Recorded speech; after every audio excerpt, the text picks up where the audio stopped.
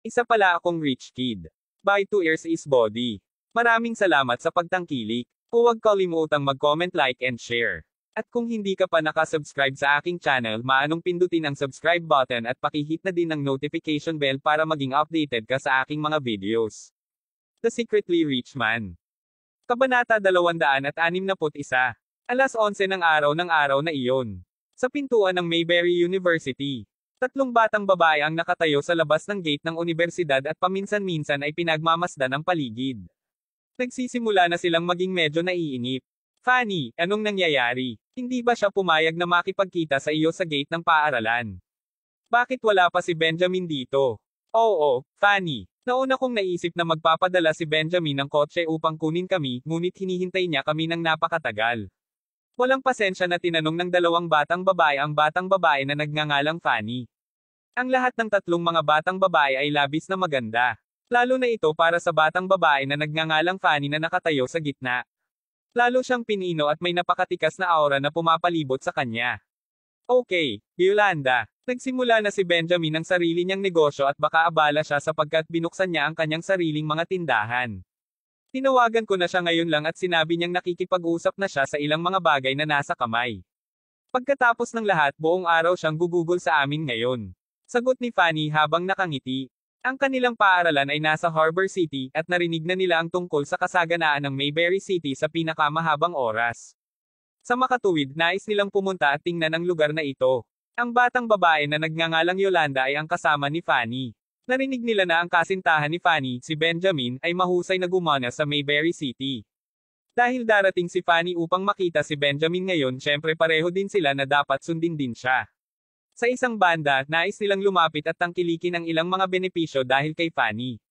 Sa kabilang banda, nais nilang puntahan at tingnan kung ang nobyo ni Fanny na si Benjamin ay nagmamayabang lamang.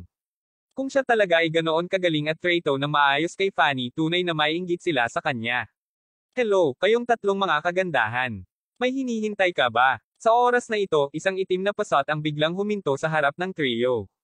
Ang bintana ng kotse ay pinagsama na inilantad ang 2 batang lalaki sa kotse. Si Fanny at ang kanyang mga kaibigan ay simpleng ibinaba ang kanilang ulo ng hindi sinabi.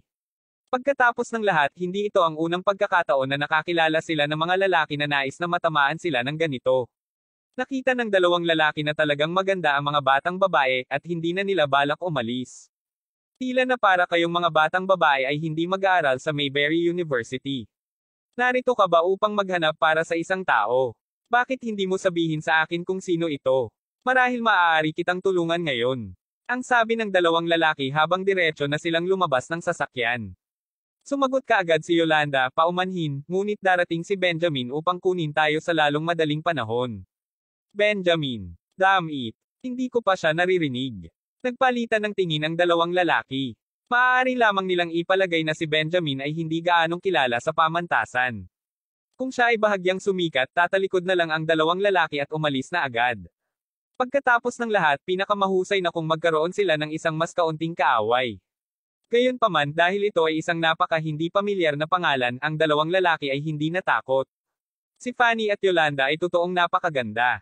Sa pinakamaliit, hihilingin ng 2 lalaki ang kanilang impormasyon sa WeChat. Nako, wala naman kaming alam na Benjamin. Gayunpaman, napakainit ng panahon ngayon. Ang iyong magandang balat ay makakakuha ng kulay ng balat kung magpapatuloy kang naghihintay dito. Mayroong isang magandang kape na hindi masyadong malayo mula rito. Bakit hindi kami pumunta at kumuha ng kape habang naghihintay ka? Pumasok ka sa kotse. Upang maging matapat, si Yolanda ay talagang may isang pagnanasa na sumakay sa kotse sa oras na ito. Kung sa bagay, ang 2 lalaki ay mukhang napakamayaman. Gayunpaman nang maisip niya ito, naramdaman niyang mas mayaman si Benjamin kaysa sa kanila. Bukod dito, pumunta siya rito kasama si Fanny. Nang makita niyang umiling si Fanny, umiling din si Yolanda bilang sagot. Bakit ba napakahinhin mo? Pumasok ka sa kotse. Maaari lang tayong maging magkaibigan. Isang matapang na lalaki ang nagtangkang hawakan ang kamay ni Fanny habang nagsasalita ito. Tinulak ni Fanny ang kamay niya. Ano sa tingin mo ang ginagawa mo? Dapat may sakit ka. Galit na sigaw niya. Ang 2 lalaki ay hindi mapigil ang makaramdam ng kaunting hiya dahil mayroong isang karamihan ng tao sa paligid. Nahit na nila ang hindi mabilang na mga batang babae dati, ngunit kailan pa sila napahiya at tinanggihan ng isang batang babae sa publiko. Sa oras na ito, ang mga batang lalaki ay nagpalitan ng tingin sa isa't isa bago nilang inisyon at sinabi, "Kagandahan, hindi mo talaga kami binibigyan ng mukha, hindi ba hindi mo dapat hampasin ang isang tao na may mabuting hangarin at nais lamang makipagkaibigan sa iyo, tama?" Habang nagsasalita siya, sinusubukan pa rin niyang gumalaw at maging sariwa sa kanila. Ano ang fuck? Gayunpaman, hindi man niya siya mahawakan. Matapos ang isang malakas na putok, biglang sinipa ang bata sa lupa. Si Benjamin, Harper, at Gerald ay sumugod na dito sa oras na ito.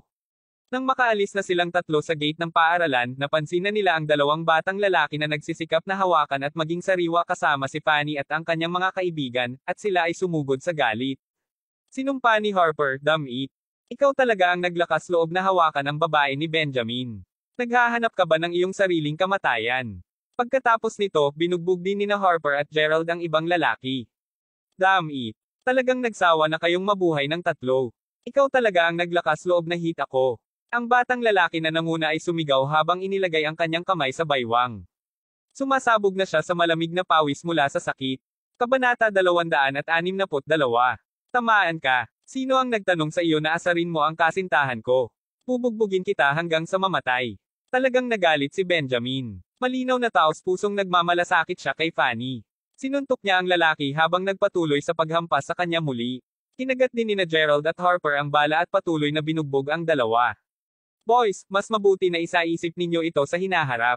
Mas mabuti kang maging mas mapagbantay at mag-agawan at tumakbo hanggang sa makakakita ka kapag nakita mo ang babae ni G. Langdon sa hinaharap. Naiintindihan mo ba?" Malamig na sigaw ni Gerald. "Ginoo Langdon. Kaya, malinaw na maririnig kita, at tiyak na maaalala kita." Alam ng dalawang lalaki na hindi nila ito kayang awayin. Sa gayon, aaminin lamang nila ang pagkatalo bago dumulas. Una sa lahat, kahit na hindi pa nila naririnig ang pangalan ni Benjamin, mayroon siyang dalawang matapat na kapatid na nakikipaglaban para sa kanya. Sa makatuwid, kailangan niyang maging pambihira. Kailangan nilang magtanong sa paligid at magtanong tungkol sa taong ito bago sila makapaghiganti, di ba? Sa katunayan, tinalakay na nina Gerald at Harper ang bagay na ito sa kanilang sarili. Ang solusyon ni Gerald upang matulungan si Benjamin na magawa ito ngayon ay para lamang sa kanilang dalawa na magpanggap na nakababatang kapatid ni Benjamin sa maghapon. Nangangatuwiran na hindi dapat tulungan nina Gerald at Harper si Benjamin dahil kinuha lamang niya ang kanyang batang babae dahil sa kanyang pagmamayabang. Gayunpaman, hindi nila maiwasang makaramdam ng pakiramdam dahil sa damdamin ni Benjamin kay Fanny. Bukod dito, ang tatlo sa kanila ay mayroon ng napakalakas na pagkakaibigan at kapatiran sa nagdaang 3 o 4 na taon. Sa makatuwid, hindi nila makatiis at panoorin lamang si Benjamin na nalunod sa isang malungkot at may mangga na estado. Kaya, pareho silang higit na handang tumulong sa kanya. Nais nilang tulungan si Benjamin na malusutan muna ito. Hindi inaasahan, nasagasaan nila ang kasintahan ni Benjamin na binubuli. Ito ay medyo mabuti. Damn it. Fanny, ang boyfriend mo talaga napaka-cool. Pumulwak si Yolanda habang tuwang-tuwa siyang nakatingin kay Benjamin. Paimpal niyang sinaktan ang mga ito nang sinabi niyang gusto niya, at ang dalawang iba pang batang lalaki ay hindi man lang naglakas loob na lumaban man lang. Siya ay tunay na magiting. Sobrang suave. Bahagya namang pinagalitan ni Fanny si Benjamin. "Benjamin, ang dapat mo lang gawin ay takutin lang siya. Bakit mo siya hinampas? Hindi mo ba babayaran ang kabilang partido kung sila ay nasugatan? Ayos lang. Isang maliit na bagay lang iyan." Sambit ni Benjamin habang tinatapik ng mahina ang dibdib. "Nga pala, Gerald, nakapag-book ka na ba ng lugar para sa tanghalian?" Masunuri nang umiti si Gerald kay Benjamin habang sinabi niya, "Huwag kang mag-alala, G. Langdon. Nagawa ko na ang lahat ng kinakailangang kaayusan. Nag-book ako sa Homeland Kitchen. Dapat ba tayo pumunta doon?" Kusa itong inayos ni Gerald para kay Benjamin. Dahil nais niyang mag-iwan ng magandang impression, bibilhin niya sila ng pagkain sa Mayberry Commercial Street. Ang Wayfair Mountain Entertainment ay medyo masyadong kahanga-hanga, at tila na parang nagpapakita si Benjamin. Gayunpaman, parang ang Homeland Kitchen ay ang perpektong lugar. Gulat na gulat ang ulo ni Benjamin habang nakatingin kay Gerald. Sinusubukan niyang bigyan siya ng isang pahiwatig na ang Homeland Kitchen ay napakamahal. Paano niya kakayanin? Pasimpleng binigyan siya ni Gerald ng isang tingin na sinabing makatiyak. Pagkatapos nito, lahat sila ay sumaludo sa isang taxi bago sila sabay na tumungo sa Homeland Kitchen. Wow! Ito ba ang Mayberry Commercial Street? Ang Homeland Kitchen ay dapat na may napakataas na pamantayan. Narinig ko ang ilan sa aking mga kaibigan sa Mayberry City na nagsasabi nito. Tumingin si Yolanda sa paligid ng lugar sa kaba habang papunta doon. Nilabas din niya ang kanyang cellphone upang kumuha ng litrato paminsan-minsan. Ginuulang din, bibili ka ng kotse pagkatapos mong magtapos, di ba? Nangangahulugan ba iyon na hindi na tayo kailangang sumakay ng taxi nang pumarito ako kasama si Fanny upang maglaro muli? May pag-asang tanong ni Yolanda. Siyempre, sagot ni Benjamin habang pinupunasan ng pawis sa noo. Hawak ni Fanny ang kamay ni Benjamin sa oras na ito at nakakaramdam siya ng kaunting kagalakan nang marinig niya iyon. Hindi siya ang uri ng batang babae na nagbigay ng maraming kahalagahan sa pera. Gayunpaman, nakaramdam din siya ng sobrang pagmamalaki sapagkat mahusay ang ginagawa ng kanyang kasintahan. Hoy! Nandito na kami. Makakalabas na tayo ng sasakyan ngayon. Si Gerald at Harper ay nakaupo sa taxi sa harap. Pagkalabas, nagmamadaling lumapit si Gerald upang buksan ang pinto para kay Benjamin. Halika! Halika at magsaya tayo sa pagkain ng sama-sama. Sabi ni Benjamin habang nakangiti. Pagkatapos nito, ang lahat ay pumasok sa lobby habang naghahanda silang magtungo sa silid na naibok na para sa kanila ni Gerald. Damn it! Benjamin, Harper, at ang may apelyido Crawford. Bakit ka nandito? Sa oras na ito, mayroon ding isang pangkat na mga kalalakihan at kababaihan sa lobby na naghahanda upang magtungo sa kanilang silid. Sa sandaling ang isa sa mga batang babae na nakasuot ng napakakaakit-akit ay lumingon, hindi niya maiwasang mapasigaw sa sobrang pagtataka. Malinaw na ito ay hindi inaasahan. Jack Ellen. Napatulala din si Gerald. Hindi niya inaasahan na makilala ang loko na batang babae dito. Sa oras na ito, ang mga tao sa magkabilang panig ay pawang nakatingin sa isa't isa na kinikilig. Kabanata 263. Kamusta? Kinakausap ko kayong tatlo. Bakit kayong tatlo pumunta dito ngayon? Pumunta ka ba dito para kumain? Wow! Nagdala ka pa ng tatlong batang babae dito ngayon sa iyo. Talagang malaki ang pinagbago ni Jack Ellen kumpara sa kung paano siya dati. Maliban sa pagbibihis ng mga branded na damit ngayon, ang kanyang katayuan at pagkakakilanlan ay tumaas din ng malaki matapos makilala siya ni Silas bilang kanyang Diyos. Ayon kay Hailey, ang nag-iisa lamang sa pag-aalala ni Jack Ellen ngayon ay si Alice. Bumaba ang tingin niya sa iba pa. Pakiramdam niya ay nabuhay siya sa isang ganap na naiibang mundo kumpara sa iba. Sa madaling salita, siya ay sobrang mayabang at walang respeto sa sinumang iba paman. Paano ito hindi ganito? Mayroon siyang mabuting kapatid na bumili ng kanyang mga damit at supot. Narinig ni Benjamin ang tanong ni Jack Ellen at kinakabahan lamang niya ang sulok ng kanyang shirt. Siya ay malapit na makipag-ugnay kay Jack Ellen sa nakaraan at alam na alam niya ang tungkol sa kanyang pinagmulan. Damn it! Ito ay masyadong nakakahiya. Dito lang kami para mag-enjoy sa pagkain. Hindi na kami mag-uusap. Paakyat muna tayo. Ayaw nang panatilihin ni Gerald ang pag-uusap. Lalo na ito ay dahil nakita niya na ang taong kasama ni Jack Ellen upang kumain ngayon ay walang iba kundi ang isa sa mga kakulangan ni Silas. Ito si Jaden, ang isa na naipit sa kanya sa lupa gamit ang kanyang kotse nang una silang makapunta sa unibersidad. Ayon sa kanyang napansin, si Jaden ay isa sa mga kakulangan ni Silas na napaka-provocative. Nasasabi niya na parang may malapit na relasyon si Jack Ellen sa kanya. Hindi kaya't pareho silang magkasintahan. Halatang hindi natatakot si Gerald kay Jaden. Gayunpaman, dahil ang pangunahing tauhan ngayon ay si Benjamin at hindi siya mismo, ayaw niyang magdulot ng anumang kaguluhan sa kanyang kapatid. Gayunpaman, simpleng nakatitig si Jack Ellen kay Gerald na naiinis. Haha, ang may apelyidong Crawford, huminto ka dyan. Hindi na niya tinawag ang pangalan ni Gerald. Ito ay dahil naramdaman niyang hindi naman talaga ito nararapat kay Gerald. Hindi ka ba talaga magaling, Gerald? Hindi ka ba napakahusay? Ang mga hindi pa nakakakilala ng mas mahusay ay mag-aakalang ikaw talaga si G. Crawford. Ikaw ay bilang kahangahangang bilang maaari mong maging. Ako, si Jack Ellen, nagustuhan ka dati. Iniisip ko pa nga na matulog na kita. Ngunit ano ang tungkol sa iyo na may apelyido Crawford?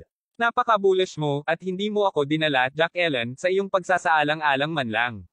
Naaalala mo ba kung paano mo personal na tinuloy ang pagtuloy kay Alice sa departamento ng pag-broadcast kanina lang? Malinaw na alam mo ang tungkol sa aking nararamdaman para sa iyo, ngunit hindi mo ako pinansin at hindi mo rin pinansin. Si Jack Ellen ay napuno ng puot at nakakagiling lamang siya ng ngipin sa galit. Sa oras na ito, siya ay naging pagkadyos ni Silas. Bukod dito, ang matalik na kaibigan ni Silas, si Jaden, ay interesado na sa kanya, at pareho silang nasa isang hindi siguradong relasyon ngayon. Hindi ba sila mas mahusay kaysa kay Gerald? Sa makatuwid, walang ibang nai-target si Jack Ellen kundi si Gerald lamang. Ang may apelyido Crawford. Hindi ba kayo napaka-bullish sa nakaraan? Bakit hindi ka na naka-bullish ngayon na nandito na si Silas? Tanong ni Jack Ellen habang nakabras ang mga braso sa harap ng dibdib. Gayon din, hindi ka lang ba kumakain kasama si Mila sa cafeteria ilang araw na ang nakakalipas? Ano ang ginagawa mo sa mga batang babae ngayon? Hoy! Hoy! Hoy! Sino ka at ano ang pinag-uusapan mo? Sino ang nagsabing narito tayo kasama niya? Kami ay mabuting kaibigan lamang ng kasintahan ni G. Langden. Sa oras na ito, hindi mapigilan ni Yolanda na pigilan ang malamig na salita ni Jack Ellen. To be honest, Yolanda ay tumingin ng mababa kay Gerald na wala talagang klase o fashion sense.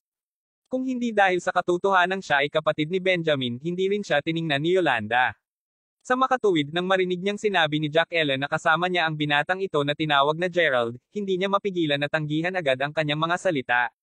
Ang pangunahing dahilan ay dahil naramdaman niya na hindi kasiya siya sa mga mata si Jack Ellen.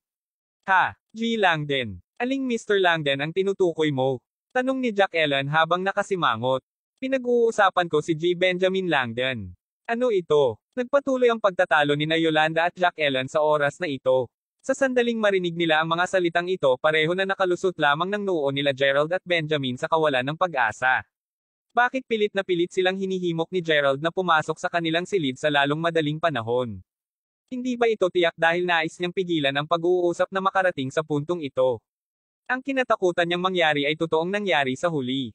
Tumawa ng malakas si Jack Ellen. Hahaha. Kabanata 264. Ano ang pinagsasabi mo? Tinutukoy mo ba si Benjamin bilang si G. Langden? Siya si G. Langden. Tumawa si Jack Ellen na para bang narinig niya ang pinaka-nakakatawang biro sa buong mundo. Aling Mr. Langden ang sinasabi mo? Nakarating na ako sa universidad na ito ng medyo matagal na, at marami ring mga mayamang tagapagmana na dumating upang kamustahin ako. Bakit hindi ko pa naririnig ang tungkol dito kay G. Benjamin Langden? Tumawid si Jayden ng kanyang mga braso sa harap ng kanyang dibdib at nagtanong dahil labis siyang nalibang. Agad na gumanti si Yolanda. Si Benjamin ay hindi isang mayamang mana. Nagsimula siya mula sa simula at nagbukas na ng maraming mga tindahan sa Mayberry City. Tama ba ako, Fanny? Paimpal na tumango si Fanny. Diyos ko. Tinakpan ni Jack Ellen ang kanyang bibig ng may nagtataka na mukha. Benjamin, nagbukas ka ng maraming tindahan sa Mayberry City. Oh Diyos ko. Kailan mo binuksan ang mga tindahan na ito? Anong uri ng mga tindahan ang iyong binuksan? Sadya namang tanong ni Jack Ellen habang nagkukunwaring nagulat. Ang bawat isa ay nakatuon ang kanilang tingin kay Benjamin sa oras na ito. Si Benjamin ay ganap na nalugi. Ako. Galit na tumitig si Gerald kay Jack Ellen. Naramdaman niya na tila may naisip ang loko-loko na ito. Hindi mahalaga kung ano, kailangan niyang makuha ang ilalim ng bagay na ito, at talagang ayaw niyang ibigay sa kanilang tatlo ang anumang mukha. Malinaw na ang pakay niya ay mapahiya at mapahiya silang tatlo. Jack Ellen, nagbukas na si Benjamin ng maraming iba markang paiwati ibang tindahan. Kailangan ba naming ipaalam sa iyo ang isa sa lahat ng mga tindahan ng isa-isa? Hipag, Fanny, halika, punta tayo sa ating silid sa itaas ngayon. Gumawa ng isang paanyaya si Gerald habang kusa niyang hinaharangan si Jack Ellen upang hindi na siya makapagsalita ng kalokohan. Gayunpaman, simpleng itinaas ang paa ni Jack Ellen at sinipa ang puwete ni Gerald. Damn it. Tumayo ka sa aking paraan. Bakit wala akong karapatang malaman tungkol dito? Talagang malapit kami ni Hailey, at si Harper ay kasintahan ni Hailey. Si Benjamin ay kaibigan ni Harper kaya bakit hindi alam ni Hailey ang tungkol sa pagbubukas ng anumang tindahan ni Benjamin? Gusto ko talagang alamin kung anong nangyayari dito. Si Jack Ellen ay nagpatuloy sa pagsasalita sa isang napaka-nangingibabaw na pamamaraan habang siya ay nakangisi. Gayunpaman, hindi ko hahayaang umalis kayo ngayon hanggang sa maabot ko ang ilalim ng bagay na ito. Kalimutan mo na, Benjamin. Sabihin mo lang sa kanya ang mga pangalan ng mga tindahan na iyong binuksan upang magmadali at kumain na tayo. Mahinang sabi ni Fanny habang naiinis na nakatingin kay Jack Ellen. Oo, G. Langden, sabihin mo sa kanya kung alin ang mga tindahan na iyong binuksan, baka ang taong-taong tampalasa na ito ay patuloy na tumingin sa iyo. Nagchim din si Yolanda sa oras na ito. Ikaw talaga ang naglakas loob na tawagan akong snob. Tandang padamdam panipi. Parehas na silang papasok sa isa pang mainiitang pagtatalo nang biglang tumunog ang cellphone ni Jayden. Ang bawat isa ay naging medyo tahimik sa oras na ito. Pinsan, bakit wala ka pa dito? Ano pa ang hinihintay mo? Ano? Nagpunta ka sa ospital? Binugbog ka? Kanino? Biglang naging malamig at seryoso ang tono ni Jayden. Okay, pagkatapos ng paggamot, maaari ka nang pumunta sa Homeland Kitchen at kumain muna. Pagkatapos nito, pupunta kami at ayusin ang score sa mga lalaking binugbog sa pareho kayong maglaon sa hapon. Ibinaba ni Jayden ang telepono matapos magmura sa galit. Hindi pinansin ni Jack Ellen si Gerald at ang iba pa. Jayden, anong meron? Ito ba ay isang tawag sa telepono mula kay Kingston? Tumalikod siya upang tignan si Jayden na may pag-aalala ang mukha. Inikot-ikot ni Jayden ang leeg nito ng bahagya at nag-iingay habang ginagawa ito. Oo, tumawag ang pinsan kong kapatid na sasabihin sa akin na siya ay binugbog ng 3 tao ngayon lang. Nagpunta siya sa ospital upang magpagamot ng kanyang mga pinsala at siya ay nandito anumang oras sa lalong madaling panahon. Sinong gumawa nito? Sino ang magiging matapang na talagang maglakas loob na talunin si Kingston? Sino ang hindi makakaalam na pinsan mo si Kingston? Sumagot din si Jack Ellen sa isang masakit na tono. Sino ang nagmamalasakit sa pagkakakilanlan ng iba pang partido? Ikaw, gusto kong tumawag ka. Tanungin sina Asher, Josias, at ang iba pa sa kanila na tipunin ang mas maraming tao. Gusto kong harapin ang mga bagay mamaya sa hapon. Oo, G. Scott. Sumagot agad ang mga kakulangan ni Jayden. Sa oras na ito, nagpalitan ng tingin sina Gerald at Harper. Ang naiisip nila sa oras na ito ay maliwanag. Maaari bang maging isang pagkakataon ito? Ang awkward naman nito. Sa ganitong kalagayan ng pagkatigil, isang itim na pasot ang umungal at biglang nagpreno sa labas ng pasukan ng restaurant. 2 batang lalaki na namamaga at nabugbog ang mukha ay tumalon mula sa sasakyan. Nagulat din si Yolanda nang makita ang 2 lalaki. Bulalas niya, fuck. Pareho talaga silang 2. Panipi. Kabanata 265. Pinsan, binugbog ka talaga. Daig ka pa nga nila. Ano ang dahilan? Nag-aalala na tanong ni Jayden nang makita silang pareho na naglalakad papunta sa kanya. Tungkol naman sa 2 pinsan na ito, noong wala si Jayden sa nakaraan, pareho silang medyo hindi napigilan sa Mayberry University. Ito. Ngayon na lumipat na siya sa Mayberry University kasama si Silas at pagkatapos niyang linawin na magtatatag sila ng autoridad dito, ang mga kapatid niyang pinsan ay napalo ng husto. Ito ay simpleng nagpapahiya. Nang makita silang Benjamin at Harper na pareho, hindi nila maiwasang mapabagsak ang kanilang mga ulo sa hiya. Ang 2 lalaki na ito ay ang 2 lalaki na pinagtripan ng 3 sa harap ng gate ng paaralan kanina. Sa totoo lang, wala silang naramdaman kahit ano nang binugbog nila sila, at naramdaman nila ang napakatapang sa oras na iyon. Gayunpaman, pagkatapos ng pagpapatahimik ng kaunti, pareho silang hindi maiwasang makaramdam ng kaunting takot. Kung sa bagay, si Jayden ang naging kakulangan ni Silas. Sa katunayan, kahit walang Silas, hindi nila kayang mapahamak mag-isa si Jayden. Ito ay napakalungkot. Ubo. Huwag nang banggitin, pinsan. Orihinal na nakita namin ang 3 medyo magagandang batang babae ngayon at nais naming magsimula sa isang pag-uusap at maabot sila. Bilang isang resulta, kami ay fuck. Ang batang lalaki na nagngangalang Kingston ay yelp na nagagalit sa oras na ito. Nang siya ay lumingon, nakita niya si Benjamin at Harper, at hindi niya mapigil ang mapasigaw ng malakas. Pinsan kapatid, kilala mo ba sila? Tanong ni Kingston habang nakatingin kay Benjamin. Hindi. Ngunit kilala sila ng iyong hipag na si Jack Ellen. Nakangiting-ngiti sa mukha si Jayden nang tanungin niya, ano ang nangyayari, Kingston? Damn it, pinsan. Pareho kaming binugbog ng 3. Medyo nagulat din si Jayden. Agad siyang tumingin kay Gerald habang tinitignan silang 3 ng malamig. Ano? Binugbog ka nilang 2. Kingston, sigurado ka ba tungkol dito? Siyempre sigurado ako. Ang 2 ito ang bumugbog sa kanya at ito ang lalaking bumugbog sa akin. Siya nga pala ang taong sumuntok sa aking mata. Sumagot si Kingston habang tinuturo niya ng masama si Benjamin. Napalunok lamang nina Benjamin at Harper ang kanilang laway. Mas nag-aalala sila tungkol sa isang bagay, mas marami itong mangyayari. Tinanong sila ni Jack Ellen habang siya ay nagagalak, damn it.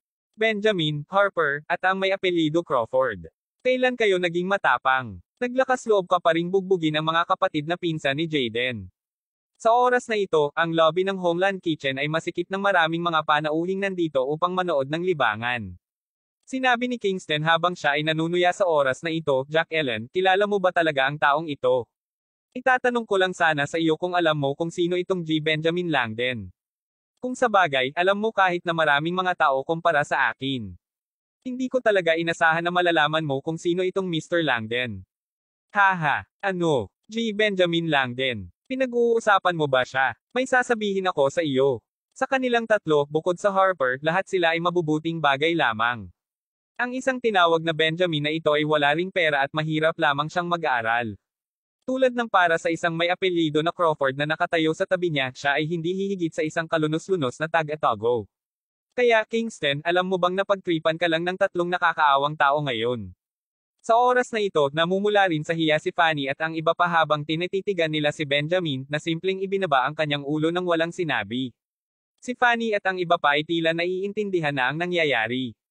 Hindi nakapagtataka kung bakit hindi talaga tumugon si Benjamin kahit na kanina pa siya agresibo na tinanong ni Jack Ellen.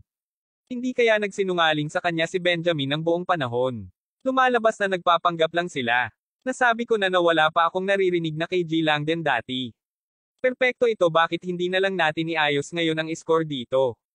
Inisya ni Kingston bago siya basag sa leeg. Pagkatapos nito, kumuha siya ng isang bote ng beer sa gilid bar. Kinamayan niya ito sa kanyang kamay bago siya ngumiti at lumingon upang tumingin kay Jaden at sinabi, "Pinsan kapatid, okay lang ba sa akin na maging medyo mapangahas dito?" Tumango si Jaden habang sinasabi, "Okay lang. Ang manager dito ay si Jane at siya ay pagkadyos ni Silas pati na rin sa akin. Hahaha, maaari mong gawin ang nais mo." Nakuha ko. Damn it. Ikaw talaga ang naglakas loob na maging bongga sa harapan ko. O sige, G Langdon, gagamot kita sa ilang serbesa. Splash. Binuksan ni Kingston ang serbesa at nag-spray ng maraming beer ng direkta sa mukha ni Benjamin. Ito ay talagang katulad ng isang eksena sa isang pelikula. Fuck you. Pagkatapos nito, itinaas ni Kingston ang bote sa kanyang kamay habang inihahanda niyang isilid ang bote sa ulo ni Benjamin. Tungkol kay Benjamin, mahigpit lamang niyang nakakubot ng mga kamao sa pagtanggap niya sa lahat ng bagay na mangyayari. Kung sa bagay, alam niya na hindi niya kayang pukawin si Jaden. Sigurado ito. Malapit na siyang magtapos at naniniwala siyang magkakaroon ng 10,000 iba markang paiwati ibang paraan si Jaden upang makitungo sa kanya. Sa makatuwid, wala siyang pagpipilian kundi ang kusang tanggapin kung ano ang susunod. Wala siyang pera at walang kapangyarihan kaya't wala siyang magawa. Ni hindi niya kayang protektahan ang sarili niyang kasintahan. Napapikit siya ng mahigpit habang hinihintay ang pagtama ng bote sa kanyang ulo. Sa oras na ito, bigla niyang narinig ang isang malakas na putok. Kabanata 266. Tumatak ang beer sa buong sahig. Kagad pagkatapos, nakita ni Benjamin si Kingston na nahulog sa lupa habang nakahawak siya sa kanyang ulo na dumudugo na ng malubha sa oras na ito. Si Gerald ang kumuha ng isang bote ng serbesa bago ito idurog direkta sa ulo ni Kingston. Naglakas loob ka na patulan si G Langdon. Sa palagay ko ay ayaw mo nang magpatuloy sa pamumuhay. Hindi na nakatiis pa si Gerald nang makita niya si Kingston na pinapahiya ang ganoong si Benjamin. Dahil nagsasagawa na sila ng isang kilos, maaaring ipagpatuloy niya rin ito hanggang sa katapusan noon. Natulala sina Benjamin, Harper, Fanny, at ang iba pa. Si Jaden at Jack Ellen ay napatulala din sa oras na ito. Direktang nagmura si Jaden, ang may apelidong Crawford. "Naglakas loob ka talaga na patulan ang kapatid ko. Tandang padamdam. Dapat pagod ka na sa buhay. Alam mo bang kaninong teritoryo ito? Naniniwala ka ba na makasisiguro akong hindi ka aalis sa lugar na ito kung nakatayo ka pa rin ngayon?"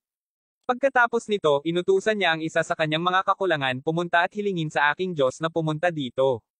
Inatake ang kapatid ko sa shop niya ngayon. Gusto kong dumating si Jane at ayusin ang bagay na ito sa aking ngalan. Matapos niyang magsalita, nginisya ni Jaden habang nakatingin kay Gerald.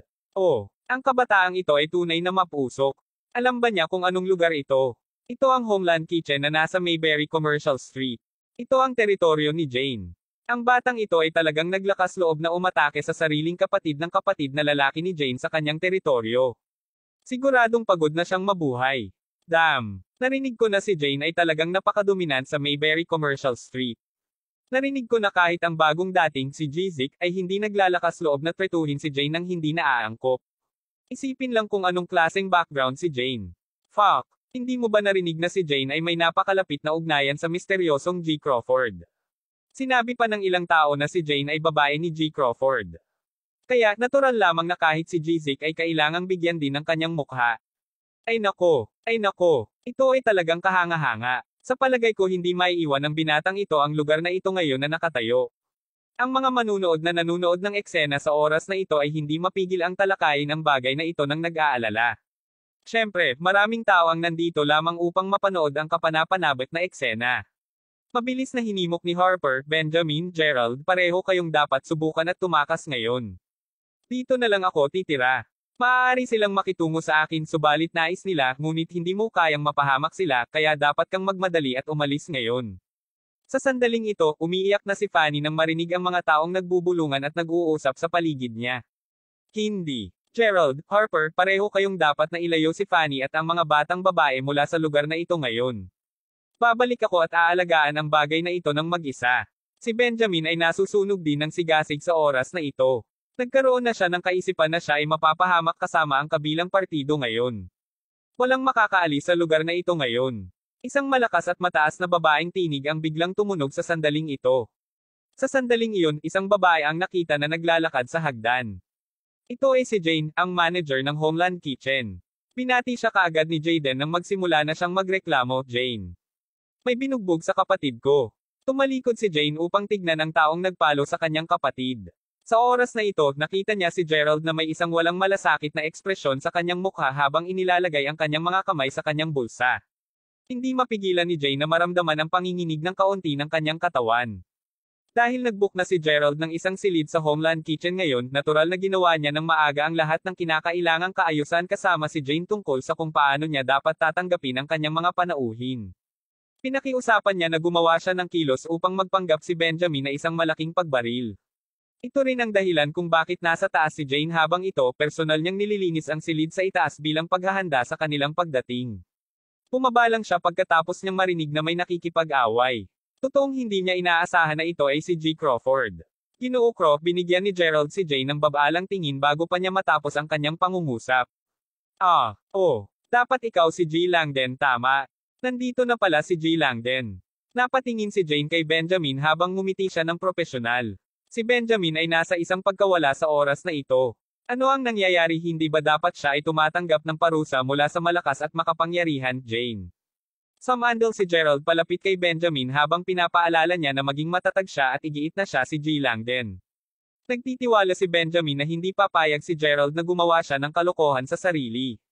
Sa makatuwid, simpleng tumango lamang siya nang sinabi niya, "Oo, ako." G. Langdon, dapat ay sinabi mo sa akin ng maaga na narito ka. Bababa sana ako upang makipagkita sa iyo ng personal kung gayon. G. Langdon, mayroon bang nasaktan sa iyo? Habang nagsasalita si Jane, malamig ang tingin niya kina Jayden at Jack Ellen at nanlaki ang mga mata ni Jayden na nagtataka. Tungkol kay Jack Ellen, syempre sigurado siya na si Benjamin ay walang iba kundi isang nakakaawa na haltak. Ano si G. Langdon? Kahit na siya si G. Langdon ngayon, ito ay dahil lamang sa pagtulong sa kanya ni Jane.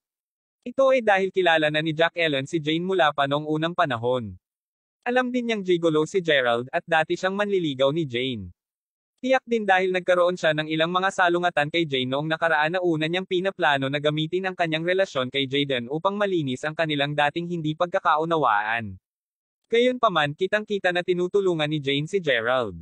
Pero hindi ba may girlfriend na si Gerald? Paano siya pa rin ang magiging manliligaw ni Jane? Hindi kaya alam ni Jane na may girlfriend na si Gerald.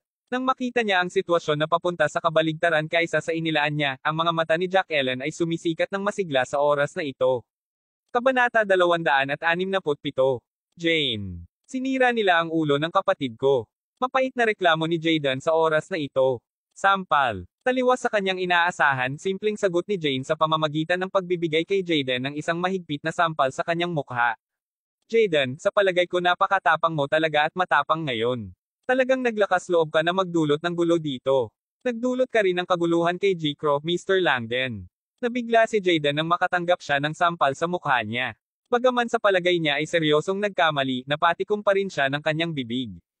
Hindi siya tulala. Ngayon, natitiyak niya na ang taong ito na tinawag na G. Langdon ay halatang isang taong may isang malakas na pinagmulan. Hindi lamang siya isang mahirap at kalunos-lunos na pagkatao tulad ng ginawa sa kanya ni Jack Ellen. Kung hindi man bakit pa si Jane, na karaniwang mayabang, ay bibigyan talaga ng napakaraming mukha si Benjamin. Sa sandaling ito, ang tanging nagawa lamang niya ay ibababa ang kanyang ulo at manahimik. Damn! Napakamalupit na eksena na ito. Si Yolanda, na sumama kay Fanny, ay gulat na gulat din. Lalo na naramdaman ni Yolanda na mas naiinggit sa ugali ni Jane bilang isang malakas na babaeng may karera. Hindi niya maiwasang magtaka kung makikilala niya rin ang isang tao na kasing makapangyarihan at maimpluwensyang tulad ni G. Crawford. Kung iyon ang kaso, maaari rin siyang magbigay ng sampal sa sinumang mayaman na tagapagmana na hindi kasiya siya sa kanyang mga mata. Hahaha. Kung alam mo kung ano ang pinakamahusay para sa iyo, aalis ka sa lalong madaling panahon. Kung hindi, Jayden, hindi ka na makakaalis sa lugar na ito. Malamig na sabi ni Jane habang nakabrowse ang mga braso sa harap ng dibdib. Hindi mapigilan ni Jaden na manginig sa takot. Sa ngayon gusto lang niyang humingi ng paumanhin kay Benjamin at umalis kaagad sa lugar na ito. Doon lang sumigaw ng malakas si Jack Ellen, sandali lang. Miss Jane, mangyaring maghintay sandali. Kahit na nagkaroon kami ng aming mga salungatan at hindi pagkakaunawaan sa nakaraan, mangyaring pakinggan ako bago mo kami palayasin. Pagkatapos kong magsalita, tiyak na magsisisi ka sa pagtulong mo sa isang tao ngayon. Malamig na tinitigan ni Jack Ellen si Gerald habang nagsasalita. Tila na naisip niya na si Gerald na nahak sa 1,000 piraso ni Jane sa paglaon. Hehe, ikaw maliit na bitch. Ano ang sasabihin mo? Kung ano ang sasabihin mong mas mahusay na maging kapaki-pakinabang sa akin. Kung hindi man ayusin ko ang parehong luma at bagong mga marka sa iyo ng sabay-sabay. Nang makita ni Jane si Jack Ellen, naalala niya rin ang eksena kung saan siya ay inakusahan na nagtataas ng gigolo nang pinauwi niya si Gerald sa paaralan noon. Ito ay sanhi na maraming kahihiyan para kay G. Crawford. O sige, Miss Jane. Sasabihin ko lang sa iyo ang lahat ng direkta pagkatapos. Ang taong may apelyidong Crawford ay nagtaksil sa iyong pagtitiwala. Talagang may kasintahan siya sa aming unibersidad at ang kasintahan niya ay mula sa aking departamento. Ito ang pinakamalaking card na trumpeta ni Jack Ellen. Matapos niyang magsalita, tinuro niya si Gerald habang sinasabi, kung ikaw ay isang lalaki, sasabihin mo kay Miss Jane ang totoo, di ba? Bahagyang tumango si Gerald habang sinasabi, opo. Ang pangalan ng kasintahan ko ay Mila at siya ay mula sa parehong kagawaran ni Jack Ellen. Hahaha. Pareho kaming naging mag-asawa ilang araw na ang nakakalipas. Hahaha. Miss Jane, narinig mo yun. Siya na mismo ang umamin. He said. Si Jack Ellen ay tumatawa, ngunit sa oras na ito, unti-unting tumigil siya sa pagtawa. Orihinal na nais niyang makita ang galit, at kahit isang nakamamatay na ekspresyon sa mukha ni Jane. Kung sa bagay pinaglaruan at pinagtaksilan siya ng isang lalaki. Lahat sila ay mga kababaihan kaya sino ang hindi maunawaan ang pakiramdam ng galit at ang pamamaslang na hangarin na magkaroon ng isa kung malalaman nila na sila ay pinagtaksilan. Gayunpaman, ang nakikita lamang ni Jack Ellen ay isang hitsura ng pagkabigo at pagkainip sa galit na mukha ni Jane. Ito ba ang gusto mong sabihin sa akin? Haha. Kaya ang isa sa mga kakulangan ni G. Langdon ay nakakuha lamang ng kasintahan para sa kanyang sarili. Bakit mo ito sinasabi sa akin? Totoo bang naisip mo na ang binatang ito na may apelyidong Crawford ay talagang isang gigolo na tinataas ko? Sagot naman ni Jane habang nagtatawanan. Hindi ba ganon? Nagulat si Jack Ellen. Sampal. Binigyan siya ni Jane ng mahigpit na sampal sa mukha. Ikaw bitch. Pinagsisiraan mo na ako mula pa noong huling oras at talagang naglakas loob kang magpatuloy sa paglabas ng mayabang na claptrap. Napatulala si Jack Ellen. Ito pala ay mali ang palagay niya. Bilisan mo at umalis ka sa lugar na ito ngayon. Sigaw ni Jane, nasusunog ang kanyang mga mata sa galit. Aalis ako ngayon din. Naiiyak na si Jack Ellen at tinakpan niya ang mukha niya habang naghahanda na agad na umalis. Sandali lang. Sa oras na ito, biglang nagsalita ang isang babae. Kabanata 268. Si Yolanda ang tumayo sa oras na ito. Anong gusto mo? Tanong ni Jack Ellen. Sampal. Kinuha ni Yolanda ang lakas ng loob na bigyan si Jack Ellen ng mahigpit na sampal sa kanyang mukha. Sino ang nagtanong kay Jack Ellen na ito na maging bastos at mayabang habang binastusan niya sila kanina? Ngayon kahit si Jane ay naging magalang at magalang kay G. Langdon. Kaya ano pa ang maaaring takot sa kanya? Siya ang matalik na kaibigan ni Fanny. Ito ang kauna-unahang pagkakataon na sinaktan ni Yolanda ang sinuman sa mukha. Nakatitig lang sa kanya si Jack Ellen nang wala man lang sinabi. Ito ay talagang mahusay. Simpleng tumawa si Gerald habang nakatingin kay Jack Ellen. Talagang pinahiya ni Jack Ellen ang sarili ngayon. Haha. Matapos umalis sina Jaden, Jack Ellen, at ang iba pa, tuluyang isiwalat ni Jane ang mukha ng pagkabigo sa kanyang mukha. Kahit na halos ibinalik niya ang mga pinggan ng maraming beses kapag hinahain niya si Gerald at ang iba pa. Nang marinig ni Jane ang personal na sinasabi ni Gerald na mayroon na siyang kasintahan, maaari lamang magpanggap si Jane na mabuti lang. Sa totoo lang, nakaramdam si Jane ng matinding kirot na para bang may sinaksak sa puso niya. Gayunpaman, ang kanyang pagiging propesyonal at ang kanyang mahabang karanasan sa karera ay natural na nakatulong sa kanya upang maitago ng husto ang kanyang emosyon. Ang buong pagkain ay nagpatuloy ng napakahusay. Pagkatapos ng pagkain, nagawa na ni Gerald ang lahat ng iba pang mga kaayusan para kay Benjamin ng maaga. Plano na niya ang susunod na lugar na magiging masaya sila at ang kanilang matutuluyan para sa gabi. Pumili rin siya ng mga lugar na may mataas at makatuwirang pamantayan na hindi masyadong labis. Ginoo Langdon, patuloy akong tinatawagan ng kasintahan ko. Sinabi ni Harper na nakausap niya si Benjamin sa oras na ito. Doon lang naghahanda silang magbiyahe sa Little Bamboo House upang mag-check-in sa kanilang mga bagahe at maayos ang lahat ng mga usapin sa tirahan. Nagmamadaling sumagot si Benjamin, sige nga, Harper. Maaari ka munang bumalik. Nagpara si Harper ng taxi bago siya umalis kaagad. Sa oras na ito, naiinis na sinulyapan ni Yolanda si Gerald. Ginoo Langdon, G. Langdon, hilingin sa taong ito na umalis din. Nakakahiya na isama siya sa amin. Matapos ang pagkain ngayon lang tinanong pa ni Yolanda ang idolo niyang si Jane para sa kanyang WeChat account. Iniisip niya na alam niya ang isang kagalang-galang na kapatid sa Mayberry City ngayon at dapat niyang bigyang pansin ang kanyang sariling imahe sa hinaharap. Napaatras si Gerald. Ano? Nang sinabi ni Yolanda na ang taong ito siya talaga ang tinutukoy niya. Hindi inaasahan, nagtrabaho siya tulad ng isang alipin ngayon habang naglilingkod siya sa tatlong mga batang babae, ngunit bilang isang resulta, siya ay hinamak na naman. Nagpanik si Benjamin nang marinig niya ito. Hindi siya maaaring umalis. Bagaman hindi eksaktong alam ni Benjamin kung ano ang tumpak na background ni Gerald, si Gerald na ngayon ang kanyang pinakamalaking suporta. Bakit? G. Langdon, bakit mo siya payagan na patuloy na sundin kami? Patuloy na pagsusumamo sa kanya si Yolanda. Okay lang, G. Langdon. Hindi mo kailangang ilagay ang iyong sarili sa isang matigas na lugar. Sinunod ko na ang iyong mga tagubilin at inayos ang lahat ng naaayon para sa susunod na aktibidad. Maaari ka lang magpatuloy. Aalis muna ako. Habang nagsasalita siya, commendat si Gerald kay Benjamin habang sinenyasan niya siya na ipagpatuloy ang pananatili sa kilos. Si Benjamin ay maaari lamang tumanggo ng walang magawa sa ngayon. Umalis kaagad si Gerald dahil pagod na din siya matapos maglaro at lumabas ng buong araw. Nagpunta na si Harper upang hanapin si Hailey at nahulaan na ni Gerald na marahil ay may sinabi si Jack Ellen sa mga batang babae sa kanyang dormitory. Marahil iyon ang dahilan kung bakit tumawag si Hailey kay Harper na nagmamadali na tanungin siya tungkol sa sitwasyon. Para sa kanya, wala si Mila dahil sa kanyang pagsasanay. Sa makatuwid, wala siyang ibang magawa. Kaya, maaari lamang siyang bumalik sa dormitoryo upang matulog. Sa oras na ito, biglang nagring ang cellphone ni Gerald. Ito ay isang tawag sa telepono mula kay Michael. Ginoo Crawford, ang pagkukumpuni para sa iyong bahay ay nakompleto na.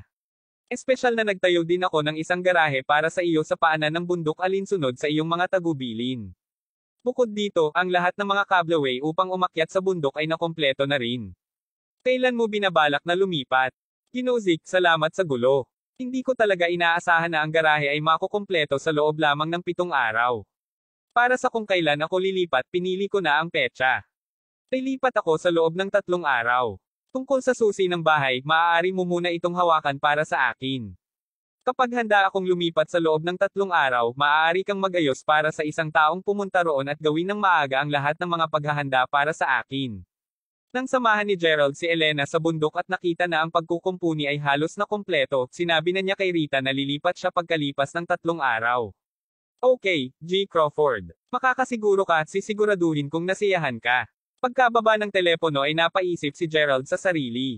Dahil ang garahe ay nakumpleto na, hindi na kailangan para sa kanya upang magpatuloy na panatilihin ang kanyang Lamborghini sa maliit na parke. Ipapapark lang niya ang kanyang sasakyan sa garahe sa ibaba ng bundok. Matapos mapanatili ang kanyang cellphone, sumakay si Gerald ng taxi at umalis sa Mayberry Commercial Street. Sa oras na ito, isang batang babae ang sumakay sa isa pang taxi habang nakatingin kay Gerald. Sir, mangyaring sundin ang kotse sa harap namin. Kabanata 269. Hehe. Miss, boyfriend mo ba ang bata sa cab sa harap? Sinusubukan mo bang alamin kung niloloko ka niya? Tumawa ang driver ng taxi, at napakamadaldal niya. Upang sabihin sa iyo ang totoo, karamihan sa mga kalalakihan na madalas pumunta sa Mayberry Commercial Street ay pabago-bago. Alam mo ba kung bakit? Ito ay sapagkat ang mga tao na madalas na pumupunta dito ay dapat na talagang mayaman. Huwag ka nang magsalita ng sobrang kalokohan. Tiyaking sundin mo lang siya ng mabuti. Malamig na sigaw ng dalaga. Hindi na nagpatuloy sa pagsasalita ang driver at simpleng nakatuon sa pagsunod sa taxi sa kanyang harapan. Ang batang babae na ito ay walang iba kundi si Jack Ellen. Bakit pinagsasabihan ni Jack Ellen si Gerald? Pag-usapan natin ng maikli ang tungkol sa lahat ng nangyari sa pagitan ni Jack Ellen at Jaden pagkatapos na umalis sa Homeland Kitchen. Pagkaalis nila, galit na galit at nahihiya si Jaden. Sinampal siya sa publiko, at siya ay hinabol pa palabas ng Homeland Kitchen. Nasaktan pa niya si Jane, na siyang backup at suporta niya. Ang kanyang nakababatang kapatid na lalaki ay nakuha din ang ulo ay bagsak. Ito ay katumbas lamang ng pagdurusa ng dobleng pagkawala. Wala man lang siyang nakuha, ngunit sa kabaligtaran, nagdusa pa siya. Sa madaling salita, naramdaman niya ang labis na hindi nasiyahan. Sino ang maaaring sisihin niya? Sinisisi ni Jaden kay Jack Ellen ang lahat. Damn it. Ito ay ang lahat dahil si Jack Ellen ay patuloy na nagpapasindi ng apoy. Patuloy niyang pinipilit na si Benjamin ay isang mahirap at kalunos-lunos na tao na hindi maaaring maging G lang din. Paano siya, si Jaden, na talagang walang ingat? Pinayagan pa niya ang kanyang nakababatang kapatid na si Kingston na magpatuloy at basagin ang ulo ng ibang tao. Ngayon lang din nalaman ni Jaden na na-offend ni Jack Ellen si Jane dati. Sa makatuwid, naiugnay at sinisi ni Jaden ang lahat ng nangyari ngayon kay Jack Ellen at itinuring niyang siya ang salarin. Isang pagtatalo ang natural na sumiklab sa kanilang dalawa at itinapon ni Jaden kay Jack Ellen pagkatapos ng pagtatalo. Galit na galit si Jack Ellen. Hindi niya maiwasang magtaka kung anong nangyayari. Tiyak na hindi si G lang din si Benjamin. Alam na alam niya ito. Ito ay dahil naimbestigahan na ni Jack Ellen at tiningnan ang background ng lahat sa dormitory ni Gerald pagkatapos ng kanilang unang pagkikita. Una niyang pinaplano na alamin kung may mga potensyal na mayamang tagapagmana na maaari niyang matarget, ngunit sa huli, nalaman niya na wala. Nalaman din ni Jack Ellen na ang pamilya ni Benjamin ay talagang mahirap. Pagkatapos nito, sinabi niya kay Hailey ang tungkol sa bagay na ito, ngunit walang nagsalita tungkol dito. Anuman, hindi siya nag-imbestiga o tumingin sa background ni Gerald. Bakit niya siya iimbestigahan? Ano ang punto? Siya ay hindi hihigit sa isang nakakapanghinayang whopper. Gayunpaman, tunay na hindi niya inaasahan na si Gerald ay puno ng sorpresa. Alam niyang si Gerald ang dapat maging utak sa likod ng insidente ngayon. Ang nag-iisang tao na maaaring gumawa ng kilos ni Jane sa ganoong paraan ay walang iba kundi si Gerald. Kahit na hindi siya lihim na kalaguyo ni Jane, dapat ay mayroon siyang isang uri ng hindi maipaliwanag na relasyon kay Jane. Bukod dito, palaging binigyan ni Gerald ang mga tao ng isang napaka-misteryosong pakiramdam. Hindi siya isang mayamang mana, ngunit kung minsan parang mas mahusay pa siya kaysa sa ibang mayaman na mana. Ngayon ay isa pang patoto tungkol dito. Sa makatuwid, nilayo ni Jack Ellen na sundan si Gerald upang malaman kung ano ang nangyayari sa kanya. Ilang sandali na mula nang mabuntot niya sina Gerald, Harper, at iba pa. Gayunpaman, wala ring alam si Gerald. Diretso siyang bumaba ng taxi sa harap ng gate ng paaralan. Gabing-gabi na. Walang maraming tao sa maliit na parke ngayon. Sa makatuwid, dumating si Gerald sa maliit na parke kung saan niya ipinaroda ang kanyang kotse. Plano niyang ihatid ito sa Mountaintop Villa. Beep, beep. Dalawang malulutong na ilaw ng kotse ang sumilaw kaagad. Pagkatapos nito, automatikong bumukas ang pintuan ng kotse. Akmang sasakay na si Gerald sa sasakyan niya upang magmaneho. Bang! Bigla niyang narinig ang tunog ng isang cellphone na nahuhulog at bumagsak sa lupa sa likuran niya. Sure sapat. Nahulaan ko ito ng tama. Ikaw talaga. Isang takot at takot na babaeng tinig ang tumunog. Nagulat si Gerald habang nakatingin sa likuran niya. Damn it. Jack Ellen, bakit ka parang multo? Hindi ko narinig na pumupunta ka. Si Jack Ellen, na nakatayo sa may 10 hakbang sa likuran niya, ay nakatitig sa kanya na may blankong ekspresyon sa mukha. Nipatikip siya ng bibig sa pagtataka, at ang kanyang telepono ay nabasag sa ilalim ng kanyang mga paa. Hindi mapigilan ang pag-alog ng kanyang katawan sa oras na ito. Bumalik ang katinoan ni Jack Ellen at gulat na napatitig siya kay Gerald. Gerald, sa iyo ba ang kotseng ito? Sa iyo ba? Oh Diyos ko! Ang marangyang Lamborghini sports car na umakit ng hindi mabilang na mga batang babae sa Mayberry City ay talagang pagmamayari ni Gerald. Ito ay isang marangyang kotse na nagkakahalaga ng $2,600,000. Ano ito? Gulat na gulat si Jack Ellen. Kung hindi niya ito nasaksihan ng kanyang sariling dalawang mata, hindi talaga ito naniniwala si Jack Ellen kahit na mamatay siya. Ang may-ari ng marangyang sports car na ito ay talagang isang tao na lubos niyang pamilyar. Aba, dahil nakita mo na ito, aaminin ko iyon. Oo, ang kotse na ito ay akin. Panipi. Kabanata 270. Wala nang magising si Gerald.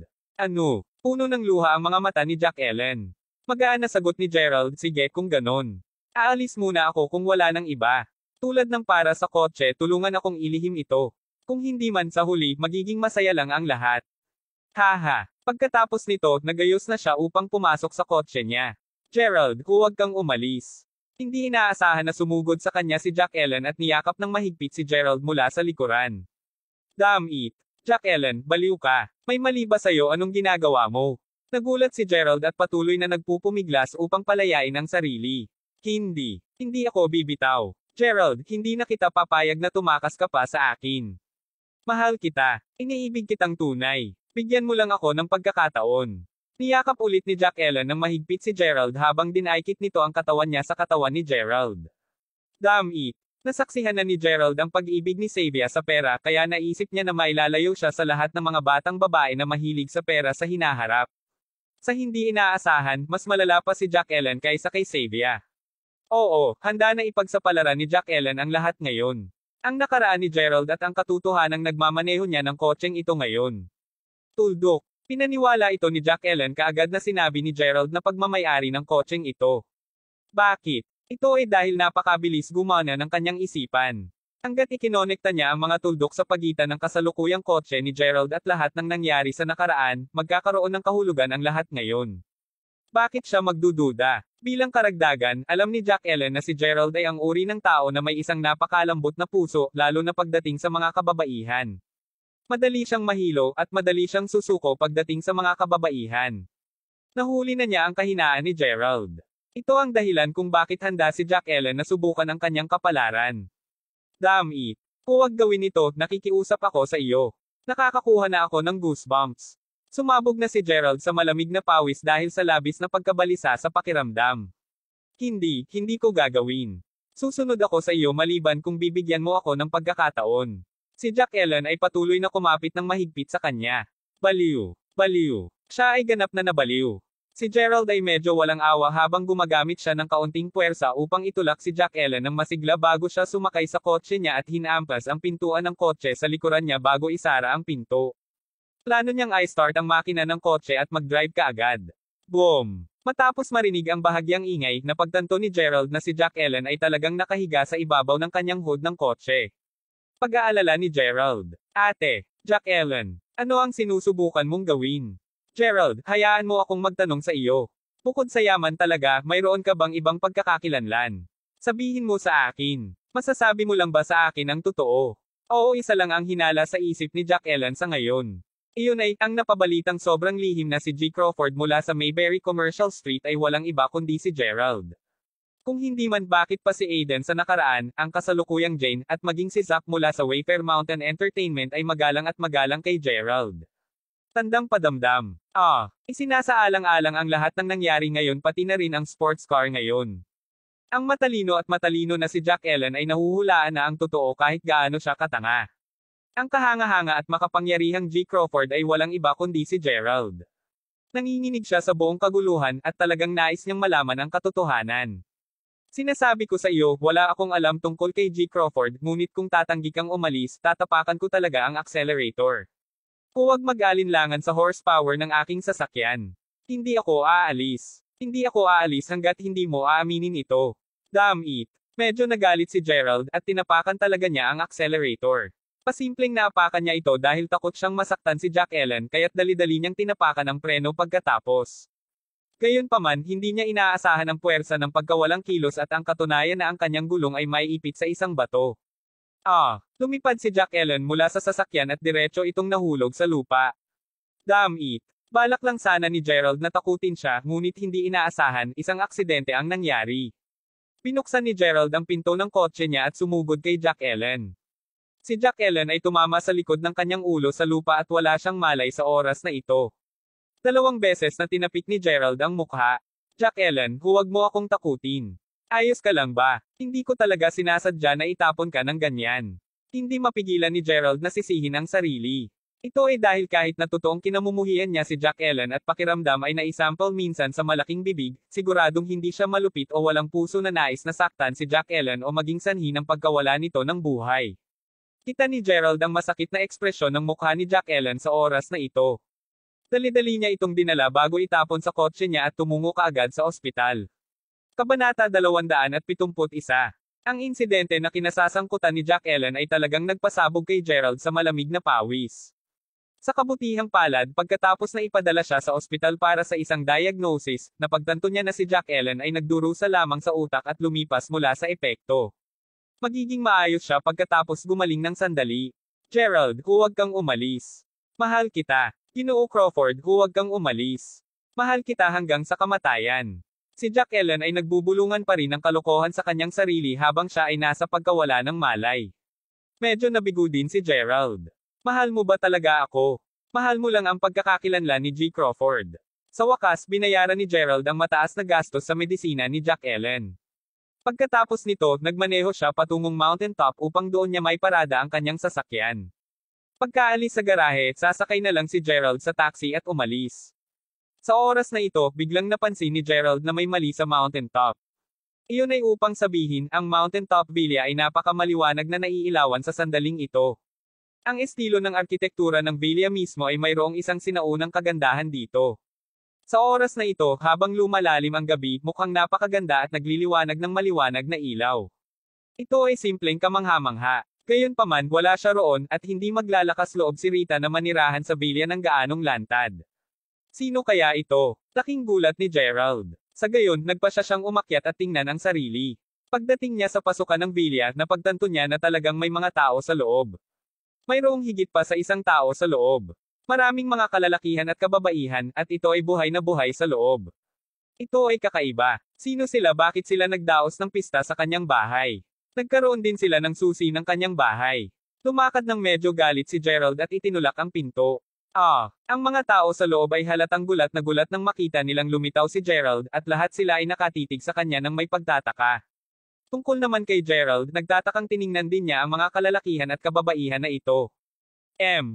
Mayroong halos 12 mga kalalakihan at kababaihan sa loob ng villa.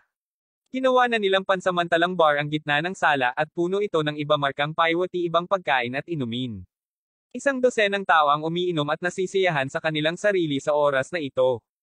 Gayunpaman, hindi naramdaman ni Gerald na pamilyar sa kanya ang mga taong ito. Tiyak na hindi sila mula sa pangkat ng mga kaibigan ni Aiden, at tiyak na hindi nila siya kapatid ng Diyos, mga kaibigan ni Joel. Ito ay kakaiba. Naroon pa rin ang 2 security guard na kalahati ng paakyat ng bundok. Kaya paano napunta ang mga taong ito sa kanyang villa? Damn it. Sino ka? Damn. Ito ba ay isang lugar kung saan ang isang ordinaryong tao na tulad mo ay makakapunta? Pinagalitan siya ng isang batang lalaki habang nakasimangot. Diyos ko. Siya ay dapat maging isang nakakaawa na Holtaka na narinig ang kapaligiran sa mountaintop. Iyon ang dahilan kung bakit nais niyang pumunta rito upang bisitahin. Posible bang nagmula siya sa likuran ng bundok? Ay nako, talagang mayroong lahat ng uri ng mga tao sa mundong ito. Maraming mga batang babae ang tumingin kay Gerald na may isang satirical na mukha sa kanilang mga mukha. Oo, ni Gerald ay hindi kailanman nagbigay ng anumang pansin sa kanyang sariling dressing. Naramdaman lamang niya na mahalaga na magsuot ng malinis at sariwang damit. Sa makatuwid, natural na palagi siyang tatanggihan saan man siya magpunta. Ang mga batang babae na dati nang nakakakita ng matangkad, mayaman, at gwapong lalaki ay natural na hamakin siya. Kumunat ang noo ni Gerald habang gaanong nagtanong, gusto ko ring tanungin ka. Sino ang nagpasok sa inyong lahat dito? Isang kasinungalingan ang masasabi na hindi siya galit. Ang kanyang orihinal na hangarin sa pagbili ng villa na ito ay hindi dahil gusto niyang magpakitang gilas. Paimpal niyang nais na magkaroon ng isang lugar para sa kanyang sarili sa hinaharap. Ngunit ano ang nangyari ngayon? Ito ba ang palaruan nila? Isang batang babae na halatang lasing ang lumakad kay Gerald bago niya sinundot ang dibdib na hindi nag-iisa. Ang tono ng taong ito ay hindi magalang. Sa tingin mo ba may karapatan kang tanungin sa amin kung paano kami pumasok? Kalimutan mo na, Lucille. Nakita na natin ang maraming tao tulad nito. Kung hindi kami binalaan ng paulit-ulit ni Silas na huwag maglagay ng dugo sa mountaintop villa, pinalo ko na siya. Tawagin lamang natin ang mga security guard at direktang ipadala siya sa istasyon ng pulisya. Oo, dapat namin siyang ipadala sa istasyon ng pulisya. Tulad ng pagsang-ayon ng lahat, nagsimula na silang tumawag kaagad sa telepono. Bakit ba kayo maingay? Kabanata 272. Biglang, sa sandaling ito, isang tinig ng isang batang walang pasensya na lalaki ang tumunog mula sa balkonahe sa ikalawang palapag. Pagkatapos mismo, isang batang lalaki ang nagdala ng isang babaeng kasama niya habang sila ay naglalakad pababa ng hagdan. Nasisiyahan ako sa tanawin dito. Hindi ba pwedeng manahimik ka lang saglit? Talaga bang naiisip mo na ito ang bahay mo? Ang batang ito ay malinaw na pinuno ng karamihan ng mga tao. Bukod dito, pinagagalitan niya sila ng hindi seremonya sa oras na ito. Agad na tumugon ang batang sumasaway kay Gerald na may ngiti sa labi. Oo, Silas. Dahil lang sa may sumusubok na magdulot ng gulo dito. Ang batang lalaki na nasisiyahan sa tanawin sa balkonahe ay walang iba kundi ang anak ni Michael, si Silas. Biglang napagtanto ni Gerald ang nangyayari. Para bang binigyan ni Michael ang susi ng kanyang bahay kay Silas. May nagkakagulo dito. Sino ang matapang? Sawa na ba siyang mabuhay? Tanong ni Silas habang nakasimangot. Silas, siya yun. Siya yun. Kaagad pagkatapos 5 o 6 na batang babae ang sunod-sunod na lumapit bago nila hawakan si Gerald. Ito ay isang eksena na tila isang pangkat na mga humihila ang nakahawak sa isang nanghihimasok. Pagkatapos nito pilit nilang sinusubukang i-claim ang kredito para sa kanilang aksyon mula sa kanilang boss. Diretso nilang hinayla si Gerald sa harap ni Silas. Tungkol naman sa batang babae na kanina pa nakatayo sa likuran ni Silas, kumigpit ang ekspresyon ng kanyang mukha matapos niyang makita ng malinaw ang mukha ni Gerald. Gerald, ikaw yun. Halatang labis siyang nagulat. Nakatutok si Gerald sa pagtingin kay Silas at hindi man lang siya napansin. Sa makatuwid siya ay nagkaroon din ng isang baffled hitsura sa kanyang mukha nang makita siya. Alice. Matapos ang sorpresa ay sumunod kaagad ang panunuya. Hehe. Gerald, paano ka umakyat dito? Umakyat ka ba dito dahil gusto mong makita at maranasan ang kagandahan ng Mountaintop Villa? Ang kaganapan na ito ay nakaplano na ngayon. Sa totoo lang, ilang oras na ang nakakalipas, ang balita na ang isang mayamang tagapagmana ay bumili ng Mountaintop Villa para sa $120 milyong ay naikakalat sa internet. Narinig na siguro ni Alice at ng iba pa ang tungkol sa Mountaintop Villa. Gayunpaman, hindi nila maaaring managinip tungkol dito kahit na talagang nais nilang tingnan ang lugar na ito. Ito ay isang tunay na napakagandang lokasyon. Gayunpaman, natuklasan ni Alice na kahit ang imposible ay tila posible matapos niyang makilala si Silas. Nang sinabi ni Silas sa lahat na mayroon siyang mga susi sa Mountaintop Villa ngayon, wala namang naniwala sa kanya. Napanganga lamang ang lahat ng hawak niya ang susi sa kanyang sariling kamay. Napagkasunduan din na pupunta dito sina Jaden at Jack Ellen mamayang gabi. Gayunpaman, wala pa ring balita mula kay Jaden mula pa noong hapon. Bukod dito, nakapatay na ang cellphone ni Jack Ellen. Medyo naging awkward ito kay Alice dahil nag-iisa lang siya. Sa kabutihang palad, sinamahan siya ni Silas sa buong magdamag. Habang tinitingnan niya ang tanawin sa di kalayuan mula sa balkonahe ngayon lamang, natauhan ni Alice kung ano ang ibig sabihin nito na maging higit sa lahat. Kaya, sa oras na ito, ang tinig ni Alice ay may isang nakakatawang tono dito. Wala na siyang uri ng paghihiganti na naramdaman niya laban kay Gerald bago ito. Ano ang naroon upang gumanti laban sa isang tulad nito? Alice, kilala mo ba ang taong ito? Paano mo nais na makitungo sa kanya? Malinaw na mas mababa ang tingin ni Silas kay Gerald at mahinang ngiti siya sa oras na ito. Hilingin mo siyang umalis. Ayokong makita ang ganitong uri ng tao sa isang magandang kapaligiran. Matapos niyang magsalita, sumulyap si Alice kay Gerald bago siya muling naglakad pabalik. Hindi mo ba narinig ang sinabi ng hipag? Humiling siya sa iyo na umalis ka. Mawala. Bago pa masabi si Gerald, naitulak na siya palabas ng bilya ng isang grupo ng mga batang babae bago nila sinara ang pintuan sa likuran niya. Pinakiramdaman nito si Gerald ng labis na galit. Una, napahiya siya at pinagtawanan ng pangkat ng mga batang babae. Pagkatapos nito, ininsulto siya ni Alice. At sa wakas, tinanong nila siya na mawala. Talagang tinatrato nila siya tulad ng isang biro dahil lamang sa hindi niya ipinakita ang kanyang kapangyarihan. Hindi na nahawak o natiis ni Gerald ang dating galit na nararamdaman kasama na ang galit na nararamdaman ngayon. Sa makatuwid, inilabas niya ang kanyang cellphone at tinawagan sina Rita at Michael sunod-sunod. Kabanata 273. Tinawagan ni Gerald sina Michael at Rita, ngunit wala siyang masyadong sinabi. Pasimpleng hiniling niya sa kanila na lumapit at tingnan ang Mountaintop Villa. Pagkatapos nito, binabanan niya kaagad ang telepono. Para sa ngayon lang talagang may pagnanasa si Gerald na magkaroon ng isang showdown sa kanila. Gayunpaman, matapos itong pag-isipan, ang dahilan kung bakit naghirap ulit si Alice at naging ganito ay dahil din sa kanya. To put it bluntly, palagi itong may kinalaman sa kanya. Siya ang naglabas ng video ni Quinten at ng kanyang ina-ina. Talagang pinasigla nito si Alice at naging sanhi ng paglalapan nito. Pagkatapos nito, gumawa siya ng kalokohan sa kanya. Bagaman hindi niya alam kung paano siya tretuhin ni Silas ngayon, masasabi ni Gerald na tila nasiyahan siya. Sa makatuwid, medyo gamaan din ang pakiramdam ni Gerald. Kung ganito ang nangyari, hindi ba hinayaan ni Gerald na payagan lamang ang bagay na ito sa halip na tawagan si Michael? Hindi. Medyo makasarili pa rin si Gerald. Napakaganda ni Alice, at parang magpapalipas ng gabi kasama ang ibang lalaki ngayong gabi.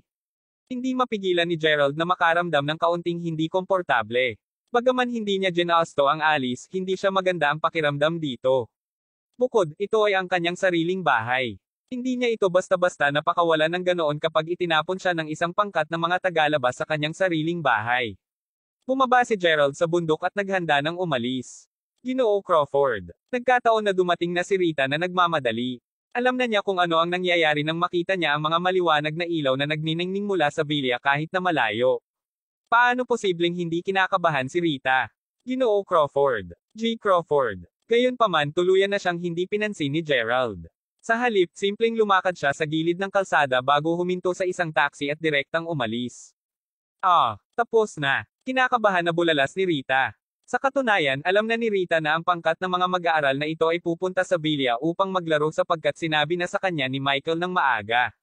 Orihinal na hindi sumang-ayon si Rita sa usaping ito. Gayunpaman si Michael ay pinupuri ni G. Crawford para sa kanyang trabaho sa oras na ito. Bukod dito, ang kanyang hindi karapat-dapat na anak na lalaki ay patuloy na pinapahamak siya ng walang tigil. Hindi magiging problema para sa kanya na payagan ang kanyang anak na umakyat sa mountaintop villa upang magkaroon lamang ng pagtingin, tama ba? Pagkatapos ng lahat, maging ang anak ng kanyang nasasakupan na si Aiden ay nagpunta upang maglaro sa mountaintop villa dati. Iyon ang dahilan kung bakit pumayag si Michael na ibigay ang susi ng villa house kay Silas. Plano lamang niyang hayaan siyang umakyat sa mountaintop villa upang tumingin muna bago bumaba kaagad. Sa makatuwid, si Rita ay hindi man lang binigay sa puso. Gayunpaman, hindi mapigilan ni Rita na makaramdam ng kaunting pagkabalisa dahil hindi siya pinansin ni Gerald ngayon lang. Sa oras na ito, mabilis siyang sumugod sa bundok. Nandito na si Miss Rita. Lahat, tahimik. Alice, ipapakilala ko sa iyo si Miss Rita. Siya ang personal na kasambahay ng mountaintop villa. Isa rin siya sa paboritong tauhan ni G. Crawford tulad ng aking ama. Si Silas ay may isang basong alak sa kanyang kamay, at hinawakan niya ang kamay ni Alice habang dinadala siya kay Rita. Ito ang lahat ng mga taong nagtatrabaho para kay G. Crawford. Sa makatuwid, alam din ni Silas ang marami sa kanila, tulad ng Aiden, Yul, at mga malalaking boss ng maraming mga establishmento sa Mayberry Commercial Street. Kahit na siya ay naging ninong ni Jane. Sa makatuwid, natural din siyang pamilyar kay Rita. Hello, Miss Rita. Si Rita ay tuluyan ng walang imak. Bakit ang saya mo? Silas, alam mo bang nagdulot ka ng matinding kapahamakan sa oras na ito? Pagkalabas na ng kanyang mga salita, naging tahimik ang bilya. Pinatay din kaagad ang musika. Natigilan si Silas at tinanong niya, isang kakilakilabot na sakuna. Anong sakuna ang aking idinulot? Inilagay ni Rita ang kanyang kamay sa noo habang sinabi niya, hayaan mong tanungin kita, sino ang nagbigay sa iyo ng pahintulot na mag-host ng isang pagdiriwang sa mountaintop villa? Hindi mo ba dapat tingnan ang lugar at umalis ka agad pagkatapos? Tiwala namang sumagot si Silas, hehe. Ayos lang. Sinabi sa akin ng aking ama na si G. Crawford ay nasa North Bay, at hindi siya babalik dito ngayong gabi. Bukod dito, siguradong ibabalik ko ang villa sa orihinal nitong estado bukas. Malamig na tumugon si Rita, North Bay my ass. May sasabihin ako sa iyo, Silas. Nandito lang si G. Crawford ngayon. Naniniwala akong tumawag din si G. Crawford sa iyong ama. Dapat handa kang ipaliwanag ang mga bagay sa iyong ama sa paglaon. Ano? Narito si G. Crawford. Lalong naguluhan si Silas. Sinabi sa kanya ng kanyang ama na wala si G. Crawford at wala siya sa North Bay. Natulala din si Alice. Paano niya maaaring hindi alam kung narito si G. Crawford? Kailan nagkaroon ng hitsura ang sinumang G. Crawford? Miss Rita, hindi ka ba masyadong nagpapagulo? Hindi namin nakita si G. Crawford, isang kalunos-lunos lang na jerk na nandito lang. Hahaha. Tinabol na natin ang nakalulungkot na jerk na iyon pababa ng bundok ngayon lang. Oo, Miss Rita, nais din naming bigyan ka ng isang mungkahi. Hindi ka dapat maghintay ng 3 araw bago ipadala ang buong pangkat ng seguridad dito. Ang pangkat ng seguridad ay dapat na nagtatrabaho ng buong lakas ngayon. Ang mga batang babae lahat ay nagkwentuhan sunod-sunod. Kabanata 274. Hindi itinuloy ni Rita ang pagsagot sa anuman sa kanilang mga katanungan. Tungkol sa bagay ni G. Crawford, halata na si Silas ay may kaunting alam tungkol sa kanya. Sa makatuwid, alam niya na magiging abala para sa kanya na ibunyag ang labis na impormasyon. Paimpal niyang umiling habang bumababa agad ng bundok. Nagsalita si Silas habang ngumiti siya ng mapait, ano ang nangyayari kay Miss Rita ngayon? Bakit niya sinabi na kanina pa nandito si G. Crawford? Kung pupunta talaga si G. Crawford dito, ang tatay ko ay, ngunit sa oras na ito, biglang nagring ang kanyang cellphone. Sinagot ni Silas ang telepono nang may ngiti sa labi. Tatay, huwag mo akong sigawan tatay. Ikaw ang aking ama. Patuloy na sumigaw ng ligaw si Michael sa kabilang linya, humihingal din siya. Pagkatapos nito pareho silang nagpatuloy sa pagsasalita. Sa oras na ito, ang ngiti sa mukha ni Silas ay unti-unting nawala at ang mukha niya ay namumutla. Sa huli, pasimpleng binaba ni Michael ang telepono. Silas, ano ang nangyari? Tanong ni Alice habang nasa gulo rin ang isipan niya. Tapos na ang lahat. Sinabi sa akin ng aking ama na maaaring narito talaga si G. Crawford. Bukod dito, partikular na tinawag ni G. Crawford ang aking ama at si Miss Rita upang tanungin siya tungkol sa sitwasyong ito. Puputulan ko ngayon ang aking mga binti. Tapos na ako para. Ibinagsak ni Silas ang kanyang cellphone sa lupa sa takot. Halatang takot na takot siya sa kanyang ama. Alam niyang naging masama na ang mga bagay batay sa kasalukuyang tono ng boses ng kanyang ama. Ano? Si G. Crawford ay totoong nandito. Hindi mapigilan ni Alice na manginig ng hindi mapigilan. Tulad ng nabanggit lamang ng mga batang babae, sa buong kaganapan, wala nang iba pa na nandito bukod sa nakalulungkot na haltak na iyon, Gerald. Tama iyan. Biglang napagtanto ni Alice. Gerald, hindi ba ang apelyido ni Gerald na Crawford din? Tandang padamdam. Talagang mas mayaman siya kumpara sa nakaraan. Bukod dito kung naidagdag mo lamang ang marangal, Mr. sa harap ng kanyang apelyido, magiging G. Crawford. Ano? Paano ito posible? Naramdaman ni Alice na ang kanyang isip ay isang kompletong blanko. Sa totoo lang, hindi ito ang unang pagkakataon na nagkaroon si Alice ng ilang hinala tungkol sa pagkakakilanlan ni Gerald. Gayunpaman, ang lahat ay palaging maulap at walang matatag na katibayan sa nakaraan. Gayunpaman, hindi pa siya nakakalapit sa katotohanan kaysa dito. Oo, umakyat si Gerald sa bundok at umalis na siya sa bundok matapos niyang pagyaitin siya. Pagkatapos nito, si Rita at Michael ay naengganyo sa sitwasyon halos kaagad. Bukod dito, sinabi pa nila na si G. Crawford ay narito na. Sa oras na ito, napuno ng pag-aalinlangan si Alice habang iniisip niya ang lahat ng nangyari sa pagitan nila ni Gerald noong nakaraan. Kung naisip niya na si Gerald ay si G. Crawford. Tuldok-tuldok. Pagkatapos, ang lahat ay may katuturan. Imposible. Ito ay ganap na imposible. Paano siya maaaring maging G. Crawford? Paano siya magiging G. Crawford? Naramdaman ni Alice na parang babagsak na siya. Kung si Gerald ay talagang G. Crawford, gugustuhin ni Alice na tumalon mula sa tuktok ng bundok at mahulog sa kanyang kamatayan ngayon. Talaga bang napalampas niya ang mahusay na oportunidad na ito mula pa sa simula? Hindi niya ito matatanggap. Napakamot ng ulo si Silas bago sinabi, sige, lahat. Dapat nating ihinto ang paghuhula ngayon. Paano maaaring ang taong iyon ay si G. Crawford? Bukod, paano magiging napakababangki ni G. Crawford? Karamihan, ang taong ito ay isang stalker na nagpunta dito upang mangasiwa ng mga bagay, at iniulat niya kung ano ang nakita niya dito ngayon. Makinig lang muna sa mga tagubilin ko. Lilinisan natin ang eksena, at pagkatapos, iiwan namin ang bundok sa lalong madaling panahon. Kung hindi man papatayin talaga ako ng aking ama pagdating niya dito. Nagmamadaling bilin sila Silas. Sumang-ayon ang lahat sa kanya. Kasama rito si Alice na sumang-ayon na si Gerald ay marahil isang stalker lamang. Ito ay dahil alam niyang hindi magsisinungaling sa kanya si Silas. Ang misteryosong G. Crawford ay palaging nasa North Bay. Matapos nilang malinis, ang lahat ay sumugod sa garahe, lahat ay handa na sumakay sa kanilang mga kotse at magmaneho. Fuck. Gayunpaman, pagkatapos ng pagbaba ng bundok, nakita nila ang cool na Lamborghini Reventon sports car na nakapark sa garahe, at lahat sila ay nasilaw. Nagulat ang lahat na nagtanong kaninong sasakyan ito. Silas, iyo ba ito? Paano ito magiging akin? Ang aking sasakyan ay isang Ferrari. Kaninong kotse ito? Napakakaunting mga tao sa Mayberry City ang nagmamaneho ng ganitong klaseng sports car.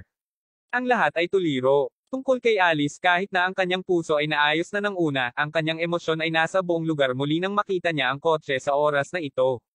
Hindi makapaniwalang bulong ni Alice, alam ko ang mga pinagmulan ng kotseng ito. Kabanata 275. Alam mo, nagtatakang tanong ni Silas at ng iba pa. Oo, sagot ni Alice sa kasiguruhan. Patuloy niya, ito ay isang mamahaling sports car na napark sa maliit na park malapit sa Mayberry University. Mayroon ding mga alingaw-ngaw na ang kotseng ito ay binili ni G. Crawford. Matapos nito, may mga alingaw-ngaw na nagsasaad na ang kotseng ito ay binili ng isang misteryosong lokal na tako, si Ordinary Man, na isang mag-aaral din sa kagawaran ng wika at panitikan sa aming universidad. Sinabi din ng ilang tao na ang Ordinary Man ay talagang online na palayaw ni G. Crawford. Kung sakali, ang kotseng ito ay dapat na ay parada sa aming paaralan. Bakit dito ay parada ng lokal na taong bayan, Ordinary Man ang kanyang sasakyan? Ito ang bilya na binili ni G. Crawford. Nakasimangot na sabi ni Alice na hindi makapaniwala. Oo, kahit sino pa ang maniwala na si Gerald ay si G. Crawford at wala itong ibig sabihin sa kanila. Gayunpaman, hindi makapaniwala si Alice. Siya ay natakot. Lalo siyang natakot. Nang siya ay nasa bilya pa lamang ngayon, pinapapasok niya ang kanyang utak upang malaman kung paano niya maaalis si Gerald mula sa equation na ito. Kailangan niya lamang ng isang dahilan upang maiwasan ang katotohanan ito, at sa wakas ay nakabuo si Silas ng isang dahilan para doon. Gayunpaman, paano maipapaliwanag ang mga bagay ngayon? Ang kotse ng ordinaryong tao ay nakapark dito, at napapabalitang siya si G. Crawford. Ngayon, halos tiyak na sigurado na ang ordinaryong tao ay tunay na G. Crawford. Nabanggit na ni Rita na narito si G. Crawford. Ang nag-iisang ibang tao na nandito sa buong gabi ay walang iba kundi si Gerald. Ang lokal na mahiyain, ordinary man, ay mula sa kagawaran ng wika at panitikan, at si Gerald ay nagmula rin sa kagawaran ng wika at panitikan. Ramdam ni Alice na mabilis na tumaas ang paghinga. Bakit? Bakit parang ang lahat ay tumuturo sa katotohanan si Gerald talaga ang misteryosong G. Crawford? Huminga ng malalim si Silas bago niya ibigay ang kanyang mga tagubilin. Nako, parang ang bata mula sa mas maaga ay mayroon ding sariling background. Kahit papaano, lahat dapat makinig sa akin. Itago mo lang kapag nakita mo siya sa hinaharap, at kung hindi mo maitago, maging magalang ka lang sa kanya. Napakatapang niya, ngunit isang konsepto lamang ang tinanggap niya mula pa noong bata siya. Dapat niyang maging maingat sa paghawak ng mga bagay na nauugnay sa pamilyang Crawford. Ito ang kaso ngayon. Bagaman hindi niya alam kung sino si Gerald, tretuhin lang niya siya ng pangkaraniwang paggalang at respeto mula ngayon at hanggang ngayon. Hindi ba magiging maayos ang lahat noon? Matapos niyang magsalita, tumingin si Silas kay Alice bago niya sinabi, Alice, dapat mo ring itigil ang pag-iisip tungkol sa bagay na ito. Sa bagay, pakinggan mo ako. Maging magalang at magalang kay Gerald kapag nakita mo siya sa hinaharap. Ano ang big deal? Maaari ka ring humingi ng tawad sa kanya para sa lahat ng nangyari ngayon. Maging magalang. Humingi ka ng tawad sa kanya. Bakit ako hihingi ng paumanhin o magalang sa kanya? Silas, ikaw ay anak ng boss ng Mayberry Commercial Street. Bakit ka takot kay Gerald? Hindi mo ba sinabi na tatanggalin mo at magtuturo ng aral sa sinumang hindi ka nais-nais sa aking mga mata? Sa tingin ko ay hindi kaaya-aya sa aking mga mata si Gerald. Nais kong turuan mo siya ng isang aralin at tanggalin siya sa aking ngalan. Hangga't gagawin mo iyan, magiging iyo ako mula ngayon. Sagot ni Alice habang tumatalon siya. Ito ay dahil hindi niya matanggap ang katotohanan ang mga Silas na naramdaman niyang makapangyarihan sa lahat ay talagang pumayag kay Gerald. Hindi ba nangangahulugan ito na mas mahusay si Gerald kaysa kay Silas noon? Dahil si Gerald ay isang taong kinamumuhian niya, kailangan niyang palaging isang scumbag. Tiyak na hindi ito matatanggap ni Alice kung nakakuha ng magandang reputasyon si Gerald. Kaya siya ay sumisigaw tulad ng isang baliw na tao sa ngayon. Damn it! Alice, baliw ka ba? Sumagot si Silas sa medyo hindi masamang pamamaraan. Bagaman ang kondisyon na inalok ni Alice ay talagang kaakit-akit at kahit na palagi siyang isang romantiko na masasadya, hindi siya bobo. Ang Gerald na ito ay malamang na si G. Crawford at gusto pa rin niya na turuan niya ng leksyon si Gerald. Baka hindi niya rin mapanatili ang kanyang sariling dila kung isinumpa niya siya. Iiyak na sana si Alice habang sumisigaw, wala akong pakialam. Si Gerald ay hindi maaaring maging G. Crawford. Hindi mo ba sinabi na stalker lang siya? Paano siya maaaring maging G. Crawford? Paano ito magiging posible? Bukod dito, palagi siyang naging tanyag bilang kalunos-lunos na kakulangan sa aming paaralan. Panipi. Kabanata 276. Medyo naguluhan din si Silas. Sa oras na ito, biglang nagring ang cellphone ni Silas.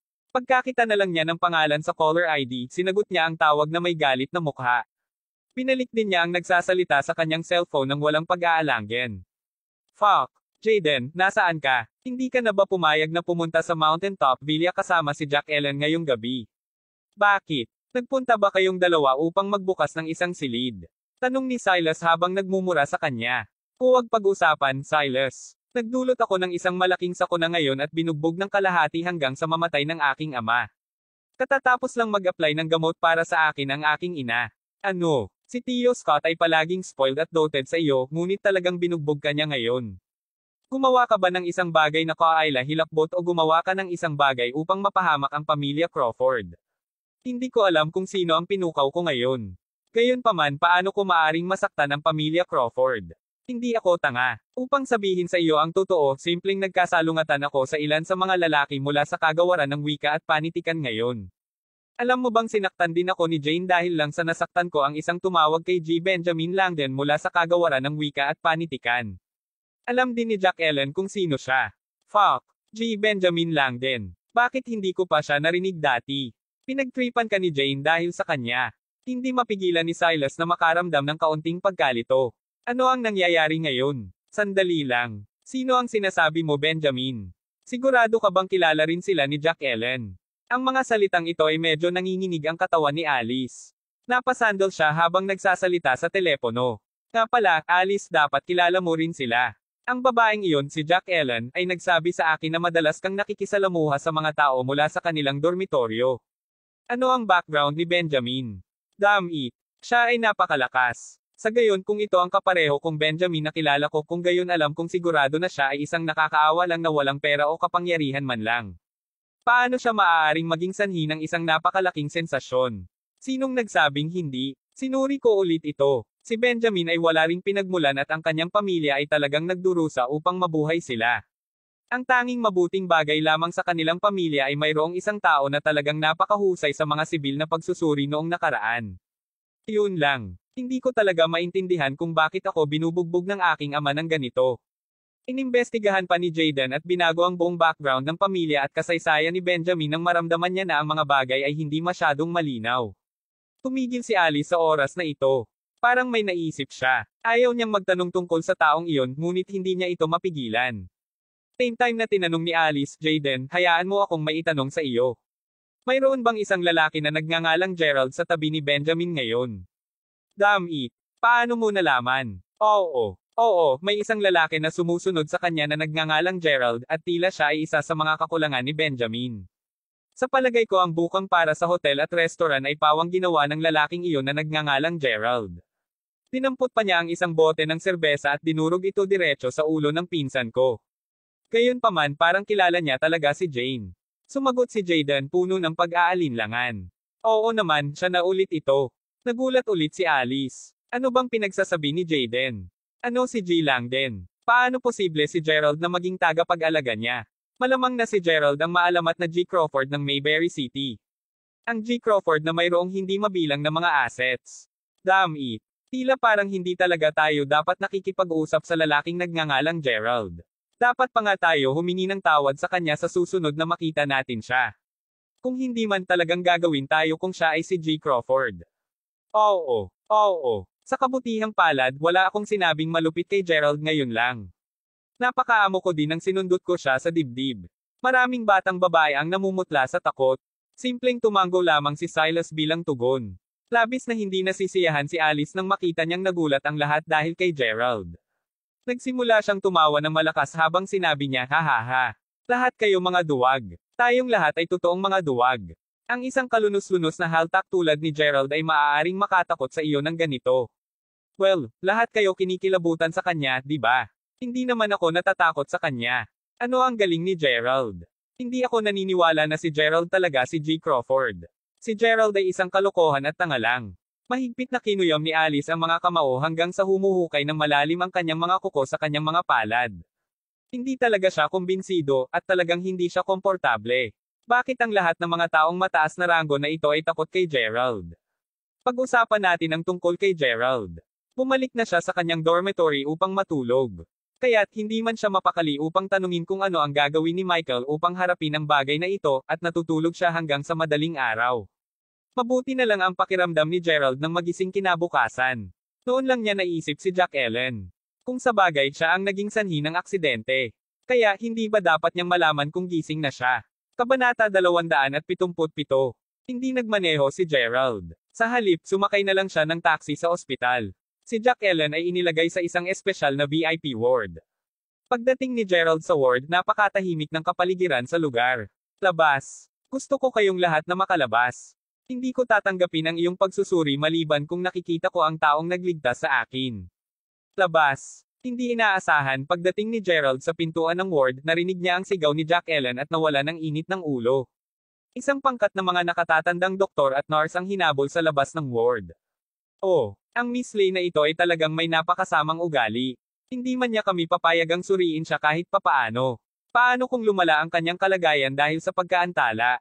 Oo. Paano natin ito ipapaliwanag? Maraming mga nurse ang nag-alala sa pagkabalisa. Nang sila ay lumingon, nakita nila si Gerald na naglalakad papunta sa kanila na may dalang mga prutas at regalo sa kanyang kamay. Kumusta, G. Crawford? Narito ka na sa wakas. Ang pasyente ay nagsusumite upang makita ka sa lalong madaling paggising. Maraming magagaling na nurse ang lumapit agad kay Gerald. Ito ay dahil naging napakahusay ni Gerald pagdating sa ospital sa kanyang Lamborghini Kamakalawa. Sa makatuwid, ang mga magagandang nurse na ito ay natural na nagbigay ng maraming pansin kay Gerald, at lahat sila ay tinukoy bilang G. Crawford sa isang magalang na pamamaraan. Mahinang tumango si Gerald sa grupo ng mga nurse bago siya nagtanong sa isang nasa edad na dumadating na doktor na pinangalanang si Dr. Ziz tungkol sa kalagayan ni Jack Ellen. Oh, Dr. Ziz, kailan nagising si Jack Ellen?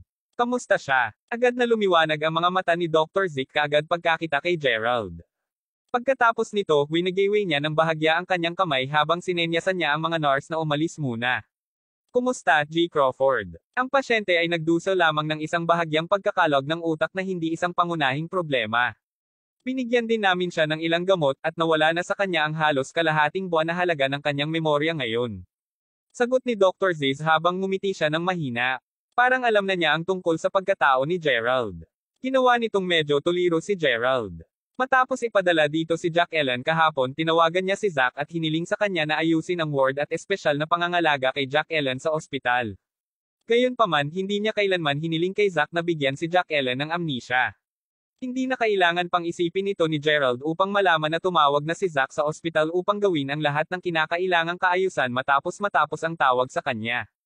Hindi lamang niya inayos ang VIP ward at mga espesyal na kawani ng medikal na bantayan si Jack Ellen, ngunit inatasan din niya ang doktor na tiyakin na hindi maalala ni Jack Ellen ang lahat ng nangyari. Si Zack ay talagang napaka-maalalahanin at maislan.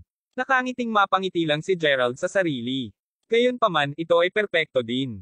Ito ay magiging mas mabigat para sa kanya sa hinaharap. Sige, magkakagulo ako sa iyo sa bagay na ito. Gantimpalaan kita ng malaki sa hinaharap. Papasok ako at makikita ko muna siya. Okay, G. Crawford. Tinulak ni Gerald ang pinto ng ward na bukas. Mawala ka. Sinabi ko na sa iyo, fuck. Gerald, bakit ka nandito? Kumuha na si Jack Ellen ng isang basong tubig at ihahagis na sana, ngunit natigilan siya nang makita niya si Gerald na papasok sa ward sa oras na ito. Sa totoo lang, mula nang siya ay magising sa isang pagkasindek kagabi, napuno siya ng mga pag-aalinlangan. Sinimulan na niyang magpalabas at magpakita ng napakasamang init ng ulo nang mapansin niya ang maingat at magalang na ugali na mayroon sa kanya ang mga tauhan ng medikal. Noong una, tinanong sila ni Jack Ellen kung paano siya napunta sa ospital. Sinabi sa kanya ng doktor na isang mayaman ang nagdala sa kanya rito at inayos pa niya na manatili ito sa VIP ward. Nang sabik na tanungin ni Jack Ellen ang tungkol sa pagkakakilanlan ng mayaman, tumanggi na sabihin ang mga doktor. Bukod dito, ang lahat ay magalang kay Jack Ellen. Iyon ang dahilan kung bakit naglakas loob si Jack Ellen na kumilos ng walang prinsipyo ngayon lang. Gayunpaman, hindi talaga niya inaasahan na makikita niya si Gerald. Mukhang mas maganda ang pakiramdam mo batay sa iyong boses. Inilapag ni Gerald sa kanyang kamay ang bag ng mga prutas bago siya umupo. Kabanata 278. Diyos ko. Gerald, bakit ka nandito? Teka lang, huwag sabihin sa akin na ikaw ang nagligtas sa akin. Ngunit ano ang nangyari sa akin? Bakit wala akong maalala kahit ano? Nagtatakang tanong ni Jack Ellen. Sumagot si Gerald na hindi man lang nahihiya, oo, naisave kita. Tulad ng para sa kung ano ang nangyari, ikaw ay naglalakad ng napakabilis sa campus at nadapa ka ng isang bato, pagkatapos ay hinampas ang iyong ulo sa isa pang bato. Ako ang nagligtas sa iyo at dinala ka sa ospital. Kaya iyon ang ano. Ubo. Dismayadong sagot ni Jack Ellen. Parang natatawa si Gerald nang tanungin niya bakit parang nabigo ka nang malaman na ako ang nagligtas sa iyo. Siyempre yun ang nangyari. Orihinal na naisip ko na gumanap ako ng mahina ng kotse, at ito ay isang mamahaling kotse. Ang may-ari ng marangyang kotse ay isa ring napakagwapo. Sa wakas, mas makakabuti kung umuulan kagabi. Ang gwapong lalaki ay sumubsob sa ulan bago niya ako yakapin at bahagyang tinapik sa pisngi habang tinanong akong balisa, Miss, okay ka lang ba? Nang makita niya na nasa koma siya, inakbayan siya ng mayaman at gwapong binata habang isinugod siya sa ospital sa sasakyan. Pagkatapos nito, bibisitahin niya siya kasama ang isang bungkos ng masarap na prutas at magbabalat din siya ng ilang mga mansanas para sa kanya. Pagkatapos, isasama niya siya sa pamamasyal sa parke. Matapos ang pagsasama ng higit sa kalahating buwan, silang dalawa ay biglang umibig. Siya ay umibig sa kanya, at siya ay lumuhod at imungkahi sa kanya sa isang mabitoon na gabi. Tungkol sa panukala sa kasal, bibigyan niya ng ilaw ang kalangitan gamit ang mga paputok at baybayin ang mga salitang mahal kita. Jack Ellen, mahal kita. Pakakasalan mo ba ako? Handa akong gamitin ang lahat na mayroon ako kapalit ng iyong buhay na kaligayahan. Oo, oo. Pagkatapos pareho silang magsisimulang maghalikan sa romantikong gabing ito. Sa kalagitnaan ng halik, binuksan ni Jack Ellen ang kanyang mga mata. Damn it, Gerald. Kaya, naiisip ng lahat ang kalooban ni Jack Ellen at kung ano ang nararamdaman niya sa oras na ito. Hoy, hoy, bakit mo hinahawakan ang kamay ko? May tinatanong ako sa iyo. Nabigo ka ba na ako ang nagligtas sa iyo? Hindi mapigilan ni Gerald na mapangiti ng mapait nang makita ang tulala sa mukha ni Jack Ellen. Hindi ako. Sa gayon, Gerald, ikaw ay talagang matangkad at hindi ka ganoon masama ang hitsura. Sa katunayan, basta magsuot ka ng magagandang damit at magbihis ng maayos, magiging gwapong-gwapo ka rin. Ngayon, pagkatapos manalo ng loto, mayaman ka rin at mayroong ilang mga koneksyon.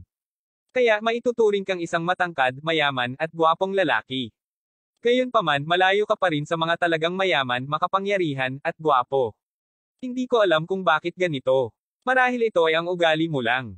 Nagsimulang magreklamo si Jack Ellen, Akala ko ito ay isang matangkad, mayaman, at gwapong tao na nagligtas sa akin, ngunit hulaan ko hindi ka rin masyadong masama. Alam ni Jack Ellen na medyo mayaman din si Gerald.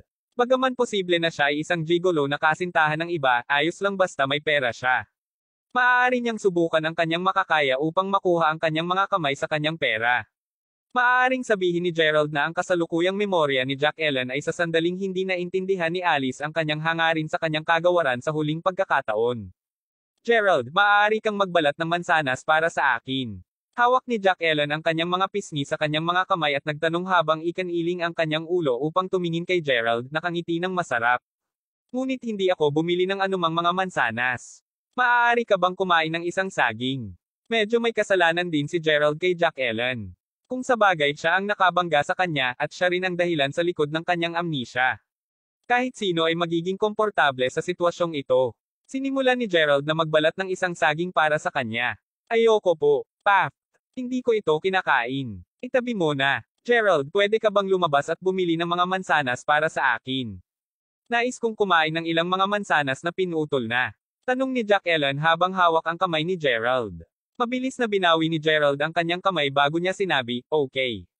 Sige, pupunta ako at bibili ng ilang mga mansanas para sa iyo. Maghintay sandali. Pagkatapos nito, dali-dali na ring nadulas si Gerald. Kakapasok pa lang ni Gerald sa elevator nang bumukas ang pintuan ng elevator sa tabi ng kanyang elevator. Halos 4 hanggang 5 batang babae ang lumabas mula sa elevator na may isang prutas na basket sa kanilang mga kamay. Alice, malinaw bang ipinaliwanag sa iyo ni Jack Ellen ang lahat? Ito ang VIP ward. Oo, huwag kang mag-alala, Hailey. Nilinaw ko na ang lahat. Halika na. Halika at tingnan natin siya. Panipi. Kabanata 279. 1902. Heto na. Nang makita ito ni Hailey, binuksan niya ang pinto. Jack Ellen, narito kami upang makita ka. Alice. Hailey. Nandito ka. Si Jack Ellen ay kumakain ng saging sa oras na ito. Natuwa siya nang makita niyang nandito sina Alice at Hailey. Ang susunod na hakbang ay napakasimple. Sinimulan nilang tanungin si Jack Ellen tungkol sa kanyang kalagayan. Sa wakas, pinag-uusapan nila ang sanhi at bunga. Ano? Si Gerald ang nagligtas sa iyo. Nasaan siya kung gayon? Tumayo bigla si Alice habang nagtataka na bulalas. Nagulat ang lahat. Kung ang sino man ay partikular na sensitibo sa salitang Gerald, ito ay walang iba kundi si Alice. Pagkabalik ni Alice sa kanyang dormitory kahapon, hindi na niya inisip ang tungkol kay Silas o ano pa man. Ang naiisip niya lang ay si Gerald lang. Labis na sumakit ang kanyang puso at hindi niya maiwasang makaramdam ng kaunting takot. Ano ang gagawin niya kung si Gerald talaga si G. Crawford? Sa totoo lang, nagkaroon ng pagnanasa si Alice na umalis sa kanyang dormitoryo at magmadaling pumunta sa dormitoryo ni Gerald bago niya hawakan si Gerald sa kanyang mga braso at sinabi sa kanya na nagsisi siya. Susubukan niyang mabuo ang mga bagay sa kanya at pakikitunguhan niya ito ng maayos sa hinaharap. Talagang nais niyang ilagay ang lahat. Gayunpaman, pagkatapos na isipin ito, hindi niya maiwasang magtaka kung paano kung hindi si Gerald si G. Crawford.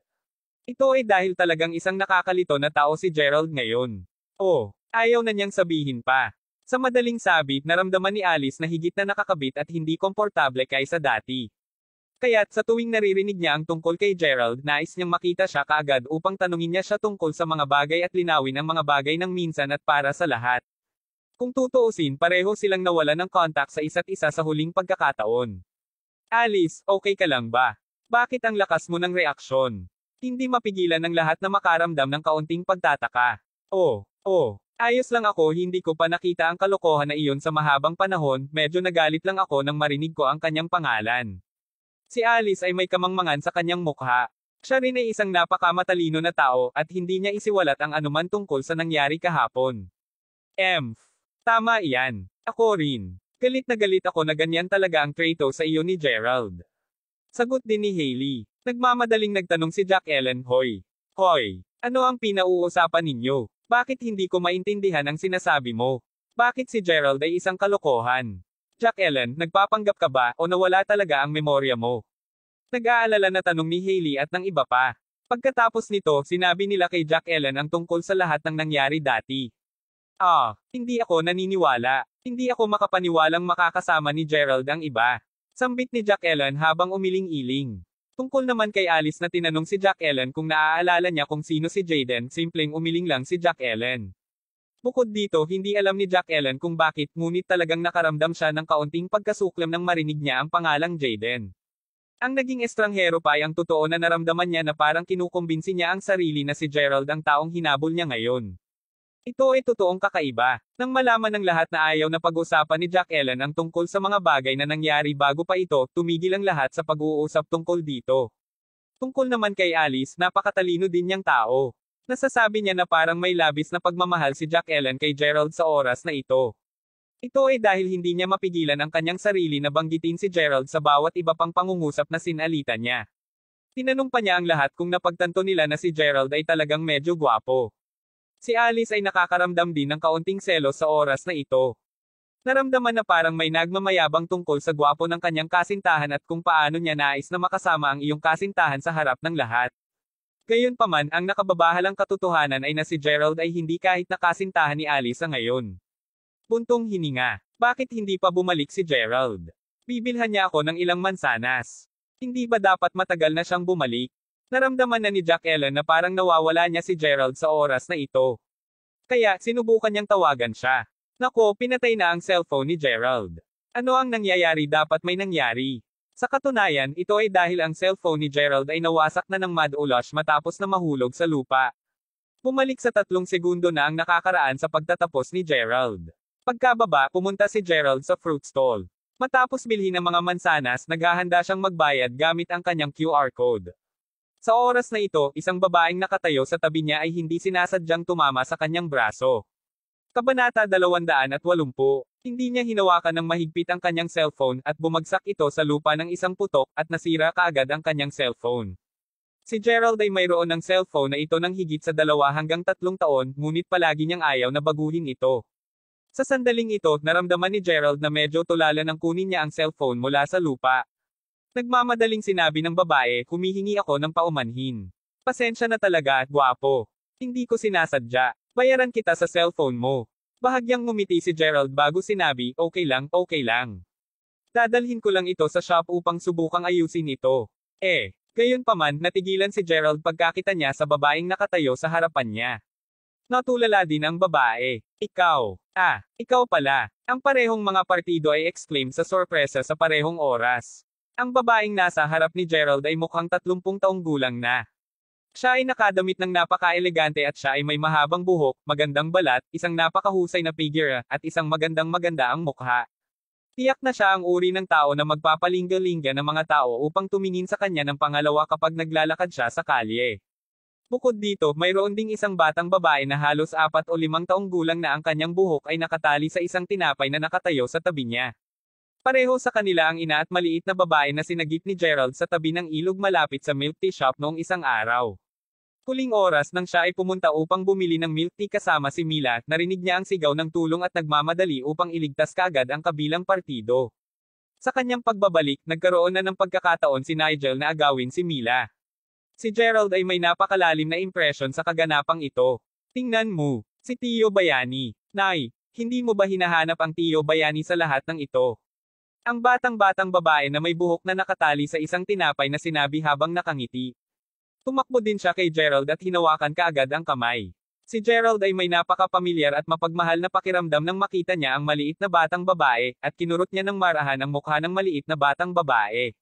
Malambing nang umiti ang babae at tinignan si Gerald habang sinasabi, "Binata, tunay na tayo ay kapalaran.